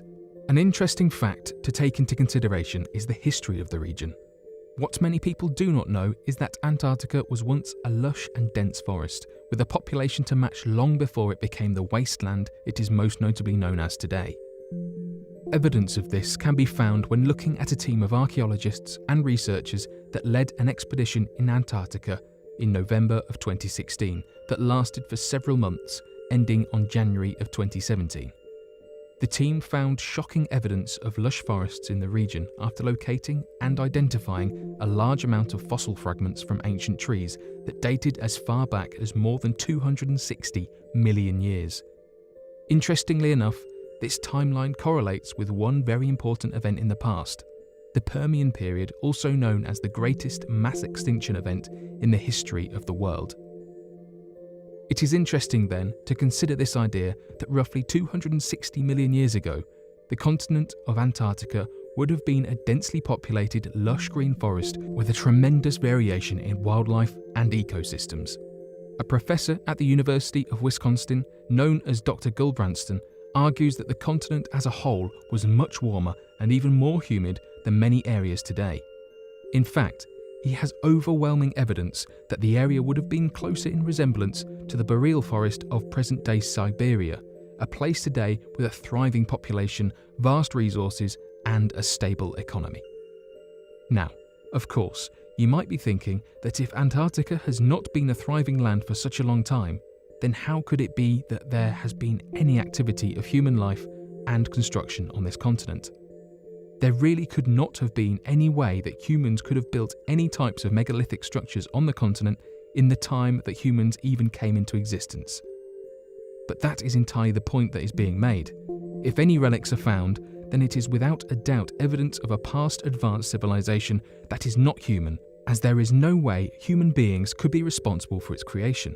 But to construct such structures, these advanced races would have been able to also create large biodomes or cityscapes for their own people. Oddly enough, we have evidence for this discovery as well. A post of unknown origin began circling across many deep websites and underground conspiracy theorist blogs that talked about satellite evidence of supposed crashed spaceships or possible alien megacities located in the Antarctic. The coordinates for these structures will be provided in the description below, and these strange artificial shapes can be seen by anyone who uses Google Earth and punches in said coordinates. Taking a look at these strange structures, it is fairly obvious to see that they hold many characteristics with sightings of commonly reported unidentified flying objects. They appeared to be an extremely long cigar-shaped object. Not only that, but the build-up of the snow due to wind direction helps to show that each of these strange objects that total 22 structures appeared to be all facing in the same direction, designed with the exact same size, and are taller than any other natural forming peaks in the region that is mostly flat due to a lack of tectonic pressure. All of these pieces of information point to an artificial creation and not naturally forming structures or mountain ranges. Could it be that these structures are overwhelming evidence for the ancient alien community and proof of these possible ancient megalithic structures that we see with satellite imaging? Most likely. The reason for this is a little more frustrating than past evidence and theory would tell you. Many people amongst these communities believe that possibly the government is well aware of these hidden structures and possible alien artifacts, and that they are attempting to hide these findings from the rest of the world by ignoring the area altogether or not approving of further expeditions and archaeological expertise. That might be the case, but it is much more realistic that the main cause for these refusals are more accurately due to political and economic reasons and not that of a massive cover-up. You see, Antarctica, as far as the governments of the world care, really does not exist. The first real attempts at construction on the continent was made by research scientists who were privately funded or had some sort of means to make their way to the icy continent. These research scientists came from all around the world and were only interested in one thing: science and discovery. Due to this passion, the original research development teams came together and formed the Antarctic Treaty, a required pact that made it impossible for anyone to make claims of territory and enforces open knowledge for everyone. It is due to this treaty that governments from around the world refuse to even participate into any developments onto the icy continent in fear that their equipment, technology, and infrastructure would just be stolen, reverse engineered, or completely destroyed by other governments upholding the treaty. Oftentimes in countries that have a beautiful countryside or an incredible scenic and historically important area of wildlife, efforts will be made by the government to preserve this beautiful slice of nature in the hopes of allowing the public at large to enjoy its unaging beauty for centuries to come by establishing federally protected locations that prevent further developments of any kind that could damage the protected area known as a national park or wildlife preserve. Unfortunately, these unbelievably perfect natural sceneries also seem to hold a dark secret that governments work around the clock to attempt to cover up in their efforts to prevent panic from further spreading into the public at large.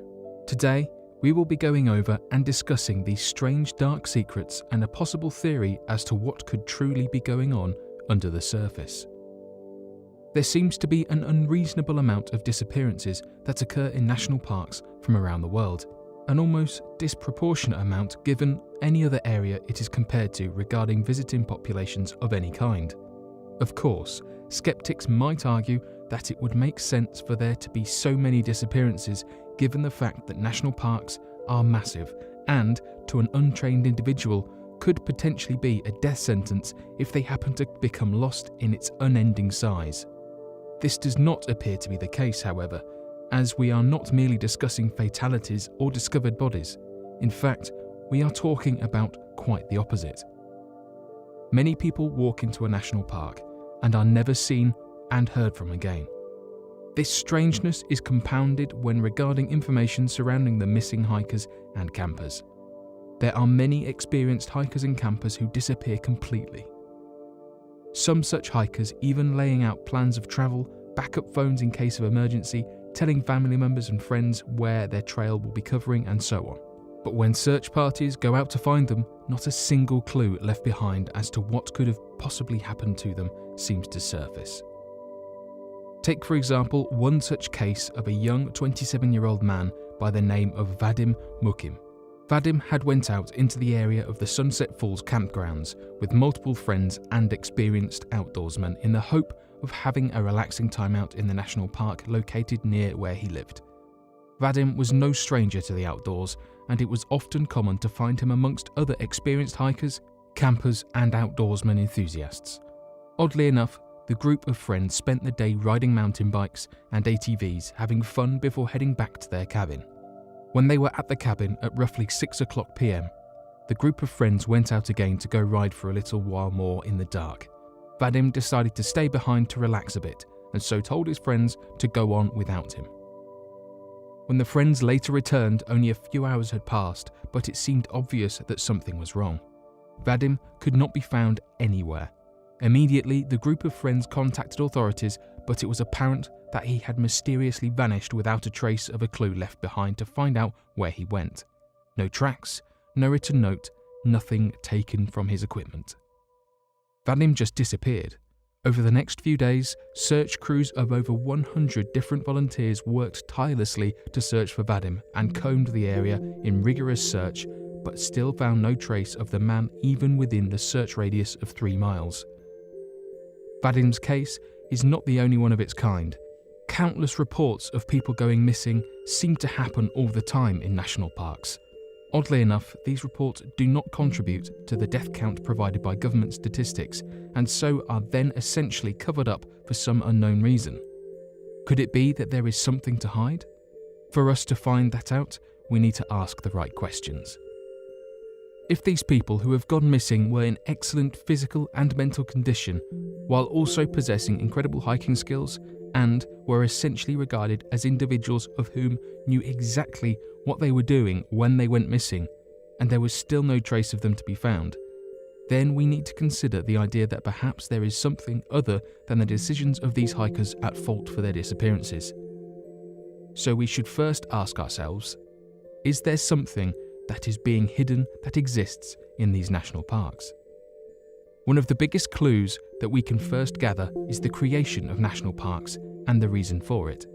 Why and how are national parks formed? It appears to be very simple. National parks are formed by an act of the government of said country, declaring the land to now be protected and immediately seized by said government.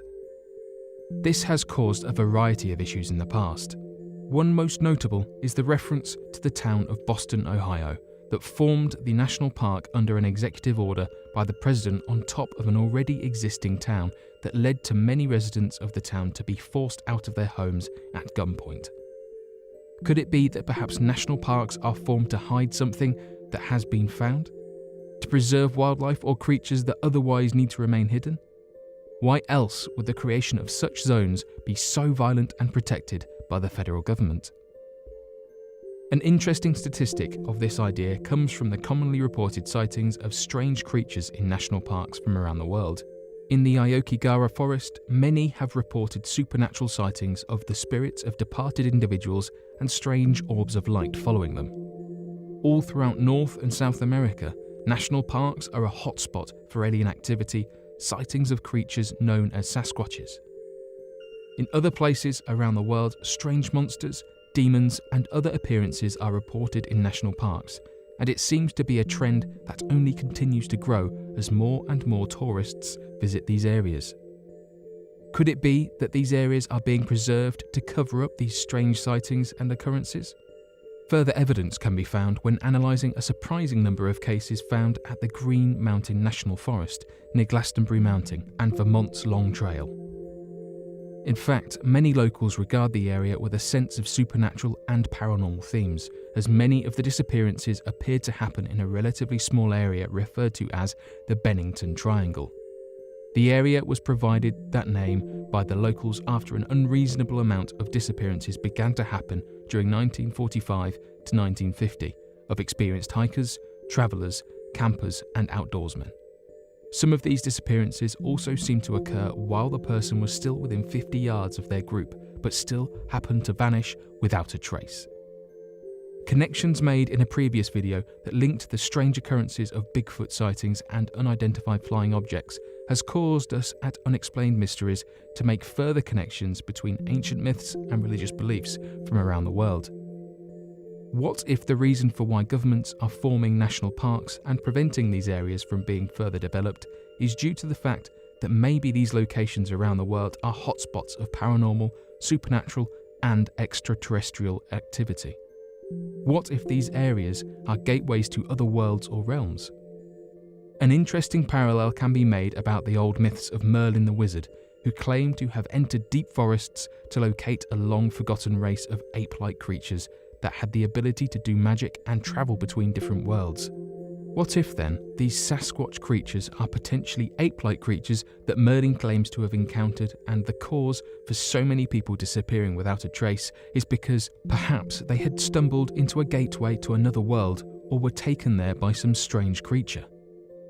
Further evidence of this assumption can be found by analysing the peculiar case of 8-year-old Catherine Van Alst, who disappeared from Devil's Den State Park near the Arkansas Ozark National Forest for over 6 days.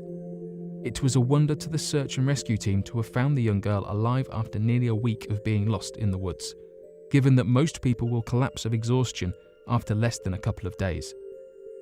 Oddly enough, the young girl appeared to not have been aware of the time having passed, and when she was located, she calmly walked out of a nearby cave and said, "Here I am," with no cause of concern or worry. This puzzled the search and rescue team, as it almost appeared as if the little girl had been untouched by time and was not even aware of having been missing in the first place. Many experts speculated a possible abduction attempt, but the facts of the story do not seem to match up with the recovery or the information provided by the girl, who claimed she was just playing with her brothers and then suddenly was being called for by name as she exited the cave. Einstein predicted that the nature of space and time begins to warp and change around strange openings known as wormholes. He would later go on to predict that movement between large expanses of space and time could be possible via wormholes, and that wormholes could potentially pop up anywhere. Could it be that perhaps these strange creatures have the ability to conjure up these tears in the fabric of space and time, or that perhaps these national parks naturally hold these supernatural occurrences inside them, purposefully hidden by the government from the public? Although we may not have all of the answers, the researchers at Unexplained Mysteries are working around the clock to make further connections and provide evidence to these theories, and more to come. The Voynich manuscript is one of the most elusive and famous pieces of literature in all of recorded history. Handwritten in an unknown language or code, the manuscript features copious amounts of text, illustrations, and diagrams. The subject matter of the drawings range from various unidentifiable plants, diagrams of constellations, zodiac symbols, and even nude women bathing in oddly shaped pools. The manuscript was brought to popular attention by Wilfrid Voynich, a Polish Samogitian book dealer, who the manuscript was unofficially named after. He purchased 30 manuscripts from the Collegio Romano in 1912, who were selling parts of their library due to lack of funds, and the Voynich manuscript just happened to be one of the 30 manuscripts Voynich purchased. Voynich was perplexed by the strange yet fascinating book, and spent the next several years in search of scholars, cryptographers, and codebreakers who could potentially decipher the manuscript. During this time, Voynich himself focused his efforts on attempting to trace back the origins of the book. He believed that finding past owners of the manuscript would help to uncover its author or authors, and possibly even decipher the book's unidentifiable language. Before diving into the physical and visual contents of the Voynich manuscript, much like Wilfrid Voynich, it can be helpful to attempt to trace back the book's previous owners in order to better understand its history and possible purpose. The earliest owner the Voynich manuscript has been traced back to is from the late 16th, early 17th century, in the court of Holy Roman Emperor Rudolf II, who was also King of Hungary, Croatia, Bohemia, and a member of the Habsburg House throughout various points of his life. Rudolf's reputation varies depending on who you ask, but it is commonly accepted that he was very much devoted to the arts, both popular and occult. In addition to collecting art, he was known to collect rare weapons, botanical gardens, exotic animals, obscure literature, and even dwarves. He was known to have giants in his army, let a lion roam freely about a section of his castle grounds, and had a deep fascination of cryptography and alchemy. At some point during his reign, speculated around 1586, Rudolf was believed to have purchased the Voynich manuscript from an unknown party for somewhere between 300 and 600 gold ducats. The former most likely. In today's currency, this could be valued from anywhere between $1,000 to $14,000, an extremely high amount for any piece of literature. Rudolf's ownership is not 100% confirmed, but was speculated upon due to a letter found in the manuscript later down the ownership timeline, which we will revisit shortly.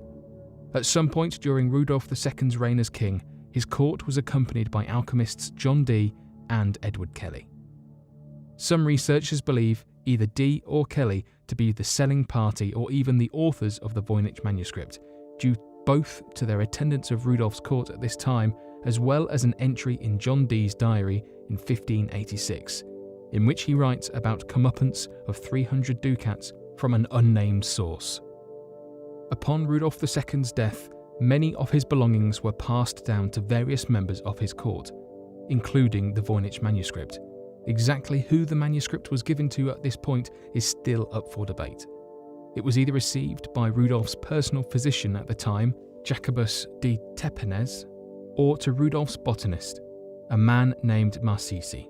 Either would make sense, due to the subject matter of both biology, medicine, and plant life within the manuscript. The former was the likely owner at this time, as Wilfrid Voynich allegedly found Jacobus's name written in a corner on the first page of the book, although it did not resemble his handwriting. At any rate, the book remained with one of these two parties for approximately 20 years. The next owner is unknown, but at some point in the mid-17th century, the manuscript came into the possession of Czech antique collector and alchemist George Beresch, the first confirmed owner of the Voynich manuscript. Beresch unsuccessfully spent many years attempting to decode the strange book. Eventually, Beresch learned about a Jesuit scholar who was extremely well studied in physical sciences such as geology, biology, and medicine, as well as cultural studies and linguistics such as Egyptology and Sinology. Little did Beresch know, this man was Athanasius Kircher, one of the greatest polypaths to ever live. Beresch discovered that Kircher had successfully deciphered a large amount of Egyptian hieroglyphs, and even cartographed a supposed map of the lost continent of Atlantis. Beresch reached out to Kircher, sending him handwritten copies of the manuscript, along with letters in 1637 and 1639, the latter of which was preserved. Kircher did not reply, but was fascinated by the script. He reached out in an attempt to obtain the real copy of the manuscript, but Beresch did not oblige. Upon George Beresch's death, the manuscript was passed to a man named John Marek Marcy, not to be confused with the aforementioned botanist Marcisi, a Bohemian doctor and scientist for the Holy Roman Emperor. Marcy spent some time with the manuscript, but later concluded it would be better off in the hands of his longtime friend and colleague, Athanasius Kircher. How ironic. At this point, the year was 1666, and Kircher studied at the Collegio Romano in Italy. Marcy sent Kircher the manuscript, along with a letter stored inside the manuscript, which was still inside the book when purchased by Wilfrid Voynich, nearly 300 years later. The letter from Marcy states that the manuscript was apparently authored by Roger Bacon, a 13th century philosopher and astronomer. His reputation was very highly regarded by those who studied alchemy at this time, so his authorship was not entirely irrational.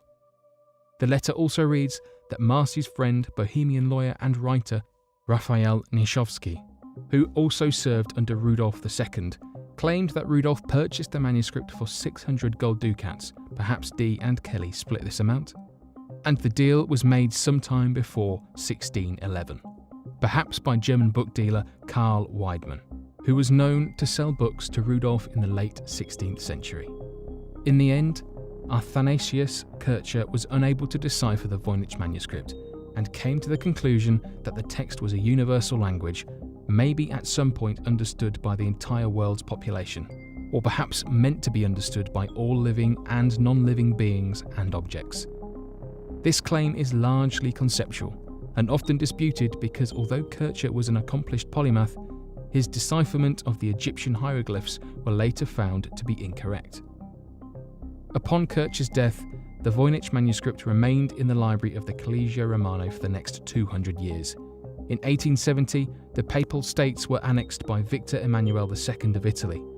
The government chose to take much of the church's property, including some of the Collegio Romano's library. Before this happened, some of the literature was transferred to various faculty members at the time, including Kircher's collection, which held the manuscript. The book was acquired by Petrus Beck, the then head of the Jesuit order and rector of the Collegio Romano. His library was then moved to Frascati, where it was housed until 1912, when the 30 manuscripts were purchased by Wilfrid Voynich. Upon Voynich's death, the manuscript was passed down through various family and friends of his, and in 1969, while in possession of Hans Kraus, the book was donated to Yale University, where it is still housed today in the Beinecke Rare Book and Manuscript Library under call number MS408. Although much of the Voynich manuscript's background has been at least partly uncovered, much of the book remains a mystery. In 2009, the manuscript's vellum, a type of paper, was dated back to the 15th century, sometime between 1404 and 1438, using radiocarbon dating.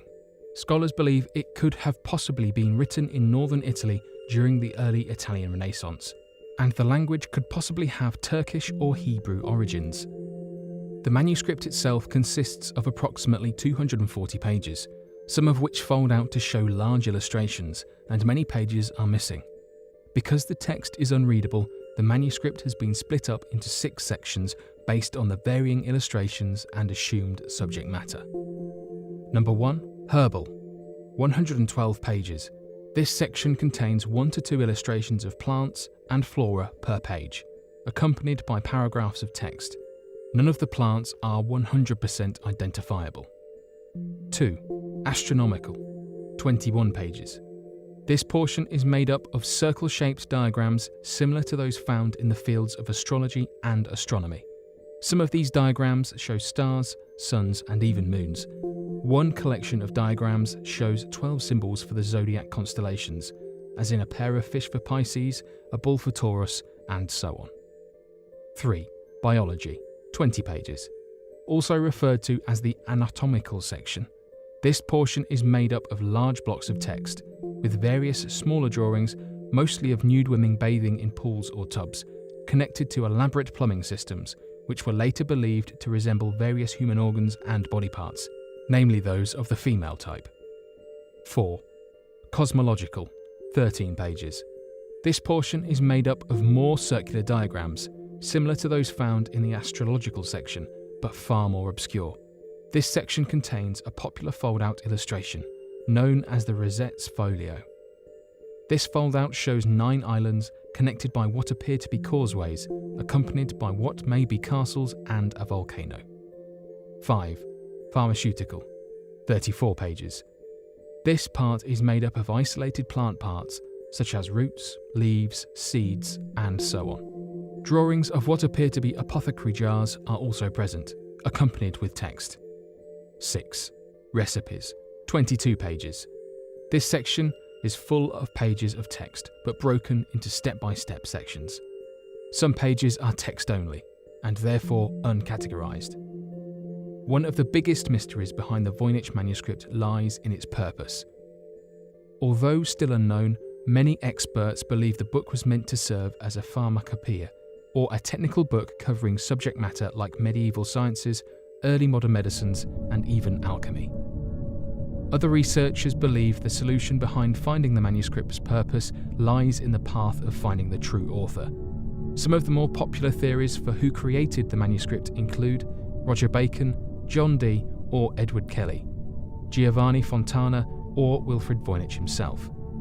If Roger Bacon did indeed write the manuscript, it would make sense that John Dee at the very least sold the Voynich to Rudolph II, as Dee was known to have a large collection of Bacon manuscripts. However, none of Dee's diaries mention Rudolph even once. Others believe Dee and Kelly created the manuscript on a whim in an attempt to acquire some easy funds from Rudolph. and started the rumour about Bacon being the true author. Other researchers believe the same to be true about Wilfrid Voynich.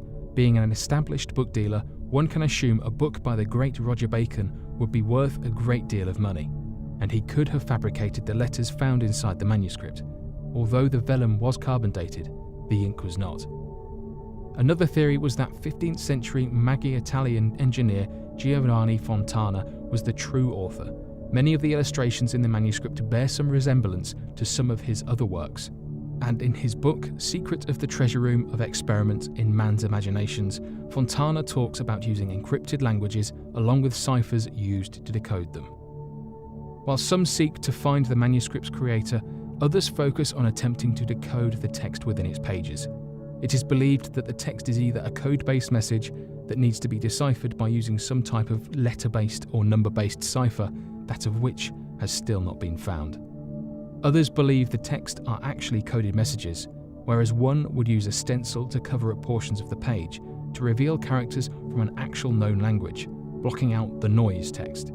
The issue is, there could be a different stencil required for each page, which could have been made randomly on a whim by the author when the manuscript was written. Some researchers have found that much of the text is actually made up of commonly used shorthand, often used by scholars during that time period.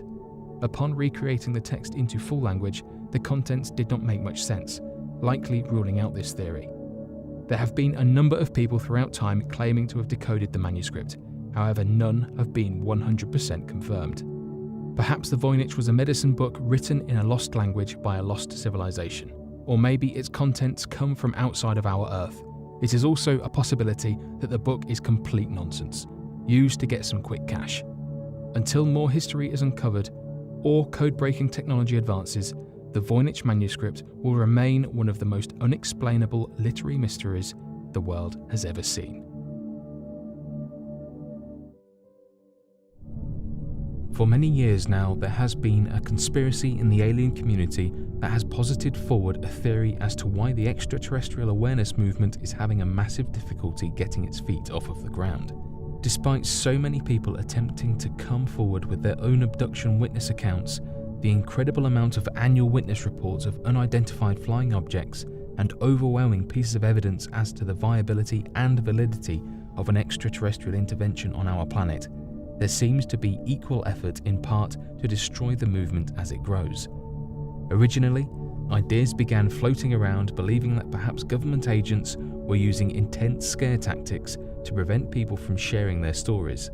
These agents were known as the Men in Black and would more than often threaten a person's life, safety, or family in order to keep them silent, but as the extraterrestrial movement began growing in numbers and influence, these fear tactics no longer worked in their attempts to silence the community, as others would just rise in their place. However, it appears that a new tactic has been implemented by these strange individuals hell-bent on destroying the developing information coming out of the alien community by focusing on infiltration rather than through intimidation and scare tactics. It appears that in their own way, the best way to delegitimize a movement is to try to join it and make it look as if the movement itself is only inhabited by people of whom have absolutely no idea what they are talking about. This is none more so evident than in the case of the Star Child skull.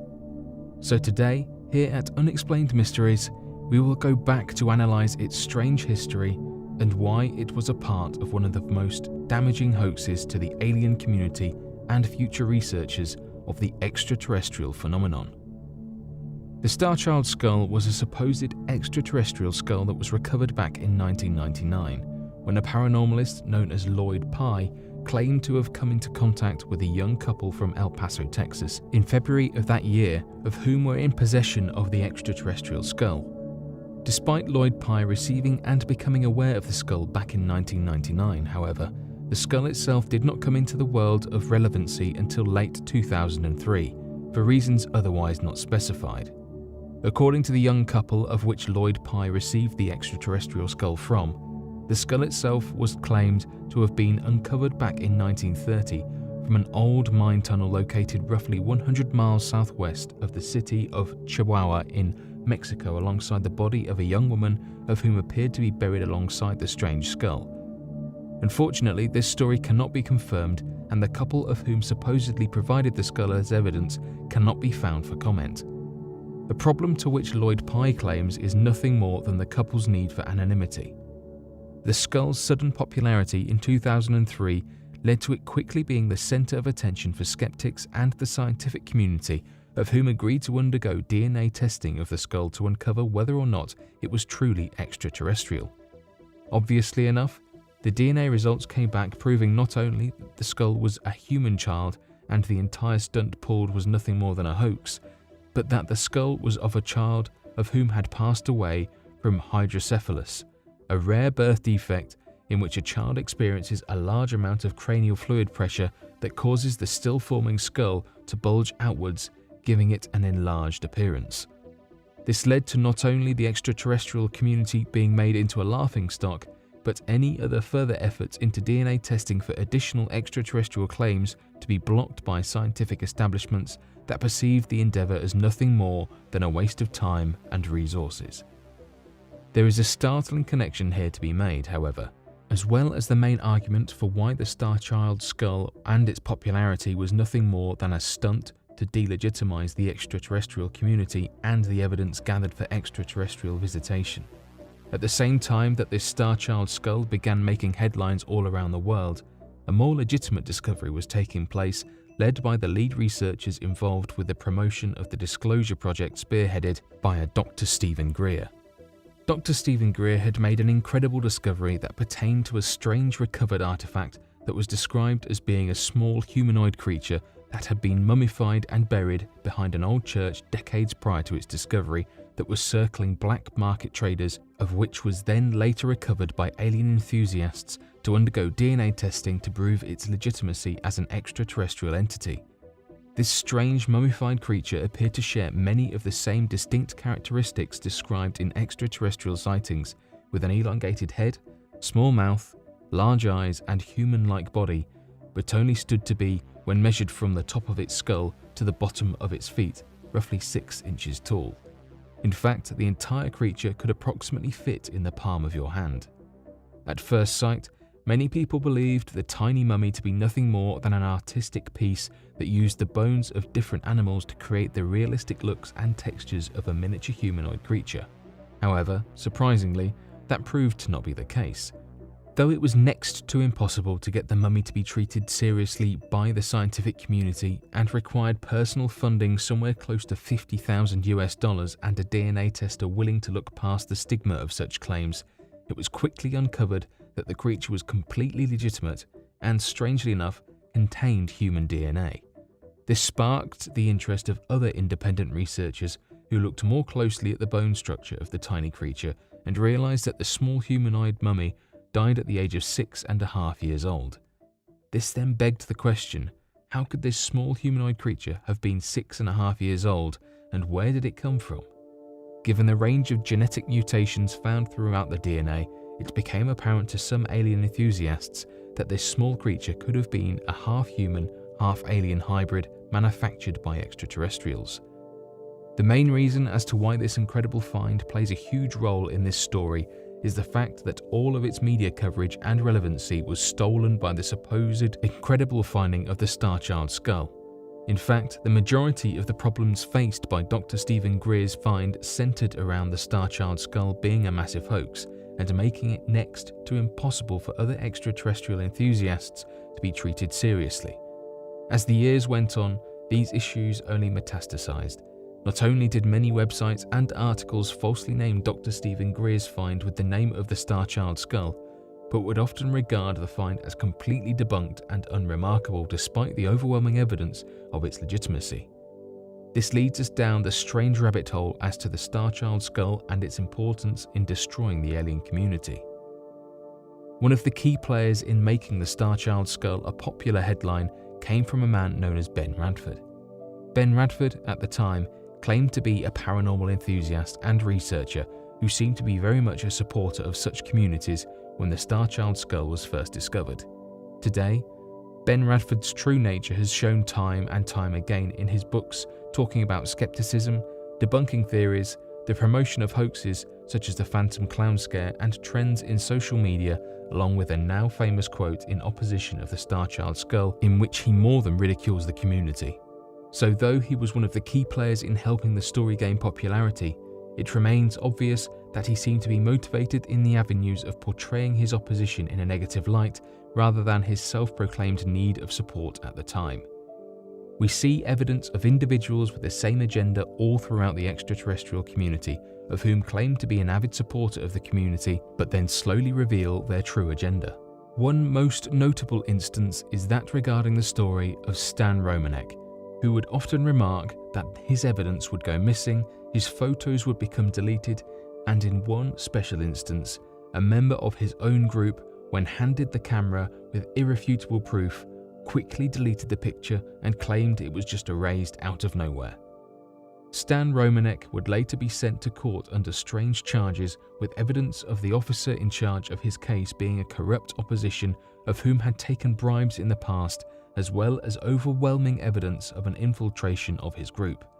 Others have even come forward claiming to have been hired to infiltrate an alien enthusiast group only to help delegitimize the entire movement. It appears that the Starchild skull is an overwhelming piece of evidence to these claims. Not only was the DNA testing of the skull funded completely by skeptics, made popular by skeptics, and disproven by skeptics, but the headlines and articles surrounding the skull have done nothing but damage to the alien community, along with stifling other incredible breakthroughs in the world of extraterrestrial evidence from being remembered or even discussed in mainstream science. Fortunately enough, evidence, footage, and the results of the DNA testing of Dr. Stephen Greer's mummified humanoid corpse can be seen in his Disclosure Project documentary that anyone can go watch and uncover the truth as to these strange cover-ups and means of infiltration. One of the most overwhelming pieces of evidence in relation to the issue of national security regarding the story of extraterrestrial life is that of an alien known as Val Valiant Thor. Though many skeptics widely regard the existence of extraterrestrials as being an incredible impossibility, not only is there overwhelming evidence of extraterrestrial life having visited our pale blue planet, but that this life infiltrated the highest levels of government and manipulated high military intelligence officials before finishing his mission and leaving the planet with his gathered intelligence. The name of this extraterrestrial was that of Val Valiant Thor, and according to the evidence recovered, he is merely one of many others that have used the same tactics and strategies to infiltrate different levels of government security, proving the issue of extraterrestrials to be that of national security concerns and overwhelming threat of outside life. Back in 1967, the extraterrestrial community became aware of the book titled Stranger at the Pentagon, that detailed information regarding a possible extraterrestrial visitor that worked alongside military intelligence officials at the Pentagon in the United States. Though many believed that perhaps the book was nothing more than a hoax, recent news had surfaced about the legitimacy of the book when it was authenticated by the whistleblower Phil Schneider, who not only agreed that the book was a factual description of the events regarding the Pentagon, but that the extraterrestrial known as Val Valiant Thor worked alongside his father.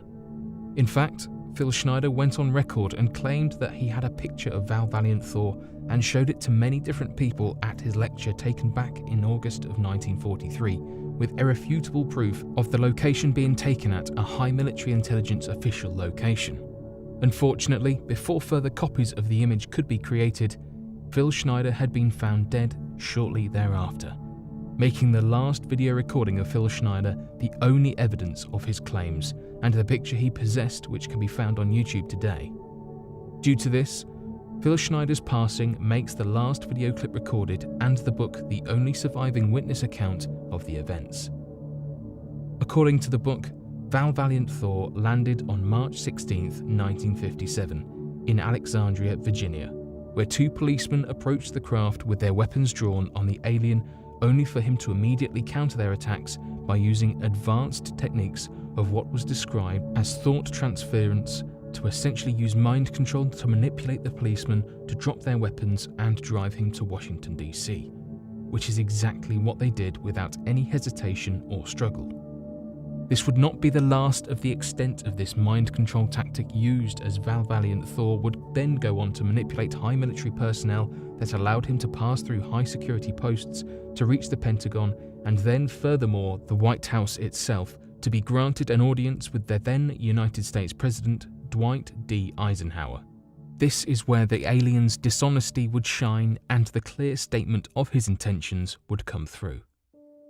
Valiant Thor made the incredible claim to the United States President that his mission was to come to the planet Earth and provide a means to not only grant free energy for all of the Earth's residents, but to usher in a new golden age that worked to solve all illnesses, deformities, crippling conditions, and so on, though never described an actual definition as to what he perceived as illness and crippling conditions. Though many supporters of Valiant Thor himself believe this to be a genuine want and proposition, here at Unexplained Mysteries, there appears to be overwhelming evidence for the contrary. In fact, it appears to be obvious that the intentions of Valiant Thor were far more sinister than expected. The striking noticeability of these sinister means was his blatant disregard for the rights to free will.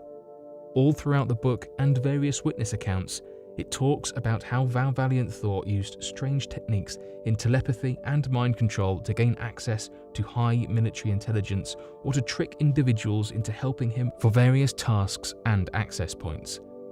These strange mental tricks, including making people act as a slave to his will, causing people to see odd and vivid hallucinations of all different kinds, as well as convincing complete strangers to trust him and become attracted to him as he gave lectures at random alien and UFO meetups across Virginia and Washington, D.C. These tricks and miracles would only become more and more horrifying in their nature as the true mission of Valiant Thor came to light.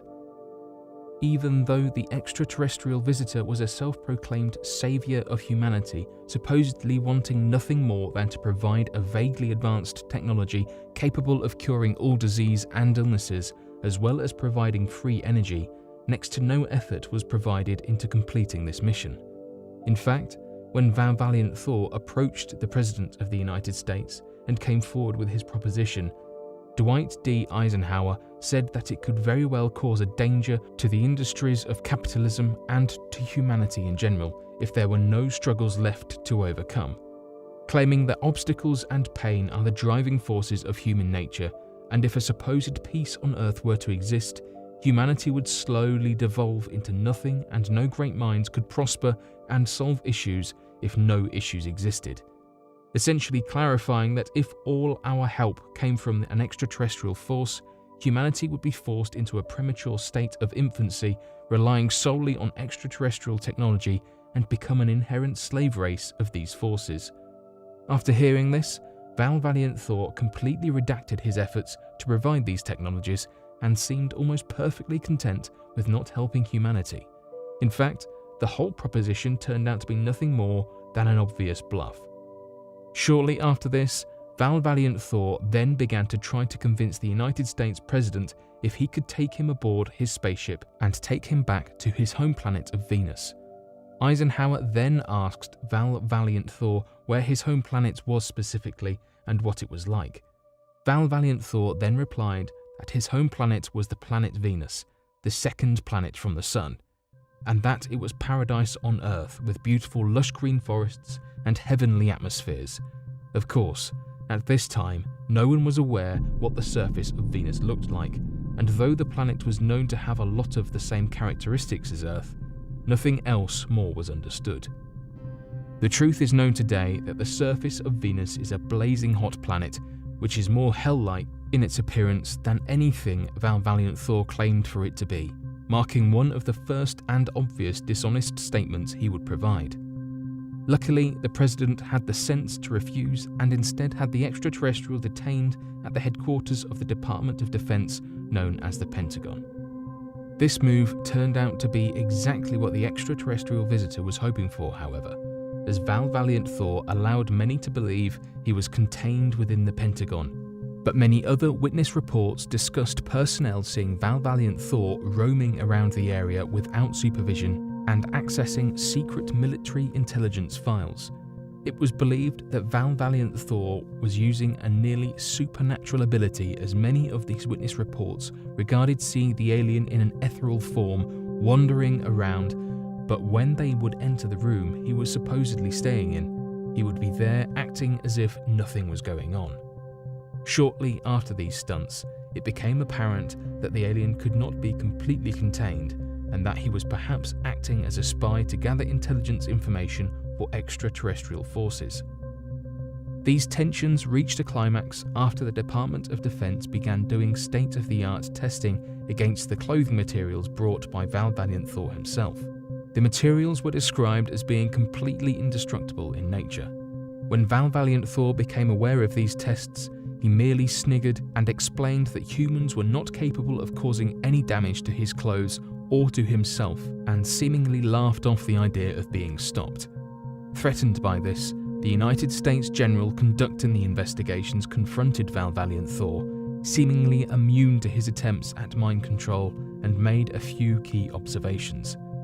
The general brought up the fact that it seemed more than a little peculiar that Val Valiant Thor would make his appearance only after the invention and use of the nuclear weapon. The general then clarified that even though modern weapons were incapable of damaging the clothes and the extraterrestrial himself, he was more than aware of how an atom bomb works and how it not only annihilates all matter, but that due to the neutrino bombardment, atoms themselves are split apart, essentially threatening the alien that if a weapon can't hurt him, an atom bomb surely could. The general then made the rather brilliant connection that it appeared to him that extraterrestrials were now only getting involved as a ploy to gather military intelligence due to their fear of humanity's ability to now stand a chance in a fight. Val Valiant Thor then confirmed his sinister orders by not only clarifying that there were other extraterrestrial beings already infiltrating the United States, a supposed 77 others in fact, but that even more were walking amongst the human race all across the world, a number that would only continue to grow in the coming years. Not only does this wholeheartedly prove the extraterrestrial intention against the human race, but that the threat of these alien visitors as a national security safety concern is overwhelming in nature. The United States military base, known as Area 51, is known across the world as being a hotspot of alien conspiracy, as well as a possible research base housing extraterrestrial spacecraft and attempting to work at reverse engineering further alien technologies that have been recovered by the United States military. What many alien enthusiasts are not aware of, however, is that the United Kingdom has its very own version of Area 51. Rudloe Manor has been shrouded in mystery since its use with the United Kingdom military operations. Mysteries that have only deepened as new evidence and theory comes to light. So today, we will be exploring the vast complex conspiracy surrounding Rudloe Manor, also known as the United Kingdom's Area 51. The history of Rudloe Manor started from very humble beginnings. Originally created as a Bathstone mining station, the area that would later be Rudloe Manor was worked and designed to mine Bathstone from the region to be used in massive building projects, utilising the material and its ability to be cut in any direction, a property that other layering stones do not have. This led to larger scale projects and cheaper means of production, which worked to help build hospitals, different forms of housing and other major construction projects across the United Kingdom. It was not until the start of World War II that Rudloe Manor gained its use in military operations, as the tunnels from the existing Bathstone mine was a prime location to store ammunitions and other material after the relentless strategies by the Nazi regime that led to massive bombings of above-ground facilities. These tunnels and further large caverns that burrowed deep into the ground and helped to create a safe and stable natural bunker was merely used as a central ammunition depot at the start of the war, but soon the area found itself to be a major control centre used by the Royal Air Force. This led to the creation of further operations within the underground facilities of the Rudloe Manor in 1940 that included the operations room, the filter room and then finally the Shadow Factory. It is this collection of rooms that would later lead to the formation of an alien research base after the end of World War II. The operations room was essentially used as a military command centre, establishing covert protocols on the handling of sensitive information and issuing out military commands to the Royal Air Force and establishing secret clandestine projects. The filter room acted as an intelligence filter, hence where it got its name, that served to establish a complex sorting system that helped to provide intelligence regarding enemy operations and further sensitive information and documents with such a secure filtering system that no leaks of information would have ever been possible from this filter room. These two rooms, however, dwarf in comparison to the importance of the Shadow Factory. The factory was originally established under the belief that a secret underground facility with the ability to create aircraft was necessary in the event that the Nazi forces continued their bombing assaults and destroyed factory productions of aircraft. This led to the creation of a complete underground facility with the incredible ability to produce entire aircraft in an assembly line from nothing but raw materials deep underground. Though the factory was claimed to have never been in operation, this would soon change during the 1950s. After what alien enthusiasts refer to as a definitive UFO incident, Rudloe Manor was then seen as a hotspot for alien activity and a control centre for further investigations. This incident occurred as Royal Air Force pilots returned from a bombing raid and encountered unidentified flying objects. Though the details around this incident are unknown, released reports provide further information claiming that Winston Churchill himself asked for the event to be covered up to prevent mass panic. This would develop into its own team of investigators from the Joint Intelligence Committee at Rudloe Manor, and within the operations room as weekly reports would be filled regarding the presence of extraterrestrials and the military's involvement. Further leaked information began spreading that the underground Shadow Factory soon became used as a potential reverse engineering facility, as the Royal Air Force had supposedly recovered a crashed alien spaceship that was being studied and held in the underground facility. Interestingly enough, these rumours are further confirmed by the James Bond equivalent of the alien world, Nick Pope, who used to work for the British Ministry of Defence and was tasked by the government to study and gather further information and research relative to unidentified flying objects, the alien presence, and their potential threat to national security. Pope would later go on to be an advocate for the disclosure projects, with the hopes of the UK government releasing further documents relative to their findings of extraterrestrial activity, but would later go on to say that mysteriously all of the files pertaining to the 1950s operations at Rudloe Manor that concerned alien activity was destroyed and unable to be recovered. Despite this unfortunate turn of events, further documents had been later released to the British National Archive that provided proof and evidence of the alien investigations and clandestine operations held at Rudloe Manor at this time, and with the help of Nick Pope and his efforts at alien disclosure. These clandestine operations included a wide array of alien reports that spanned over 5,000 documents, as well as famous events that had been covered up by the British government. The list of these events include a near-collision report of a 737 airplane almost colliding with an unidentified flying object with statements from the captain and first officer, an alien response team investigating and recovering a crashed UFO at the Bewin Mountains in Wales.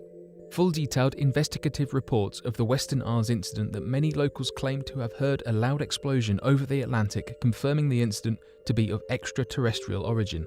The 14 minutes of supposedly missing footage from the Blue Streak missile test launch that shown evidence of a craft landing and the presence of a spaceman as described in the report, and many other incredible discoveries that seemed too frightening to be true. Of course, these reports and their details would lead many conspiracy theorists and alien enthusiasts to begin referring to Rudloe Manor as the UK's Area 51, and as a potential command centre for black budget operations that would soon go above the clearance level of even the highest officials in the military, British government, and clandestine operations. As much as people might argue that this would be a stretch, the logistics and developments that had already been established at Rudloe Manor were more than prepared to undertake such a project and to become a completely self-reliant facility and factory capable of its own research, production, and testing. What many critics and skeptics of this idea do not realise is the extent of the size and ability of Rudloe Manor's vast complex tunnel systems. The underground tunnels and facilities make up more than 2.2 million square feet. To get a sense of this scale, one should look towards one of the biggest warehouse production facilities in the world, Amazon's fulfillment centre. 2.2 million square feet is more than twice the size of Amazon's fulfillment center, which works to be a massive warehouse that produces and houses the endless goods available on Amazon available worldwide. Now imagine that level of production completely underground, self-sufficient and twice as massive, with a budget of the British military, additional black budget spending and an endless amount of Royal Air Force engineers that are capable of doing the impossible. The potential is nearly limitless. Now, if we take into account the past 70 years and the massive amount of reports that total over 5,000 documents and investigations, that would mean the facility had the ability to investigate and report roughly once every 5 days on top of the additional clandestine operations that existed throughout this time and the usage of the manor for sensitive intelligence and military operations. These reports are also only made up of the surviving documents and shared intelligence with the National Archive that are still around from that era. According to various sources and those within the intelligence community, many other reports, investigations, and further informational documents had been destroyed to prevent any further leaked information, which could mean an additional tremendous amount of evidence for the search of alien activity and alien disclosure that are lost forever. The scale of this performance had to have already been massive and well underway. It is also important to remember that information at the Rudloe Manor went through high levels of filtering processes, and so forged documents would not have been created or stored at the facility. Many skeptics claim that the released documents supplied to the National Archive are merely bogus documents that work to spread misinformation amongst the general public. However, given the strict protocols that had already existed amongst the Joint Intelligence Committee and further witness accounts from ex-British Ministry of Defence Nick Pope, this seems to be the most improbable explanation for the release of these 1950s documents and archived information. What is even more interesting about this case is that even though Site 1 of the Rudloe Manor base has been decommissioned and no longer within military use, the Site 3 buildings along with the vast underground tunnel complex is still used and hidden by the British government and Royal Air Force. These tunnels were stated as being repurposed with the ability to house British politicians and other high-clearanced personnel during the event of a nuclear strike and be completely self-reliant and independent, with vast established systems to live indefinitely underground. This could be further confirmation of the abilities of the Shadow Factory and its potential of vast production, self-reliance, and pre-existing infrastructure spanning nearly 7 decades of developments. But what do you think of Rudloe Manor? Be sure to share your answers and questions below in the comment section and help us solve these unexplained mysteries. Thanks for watching, and don't forget to subscribe for more videos.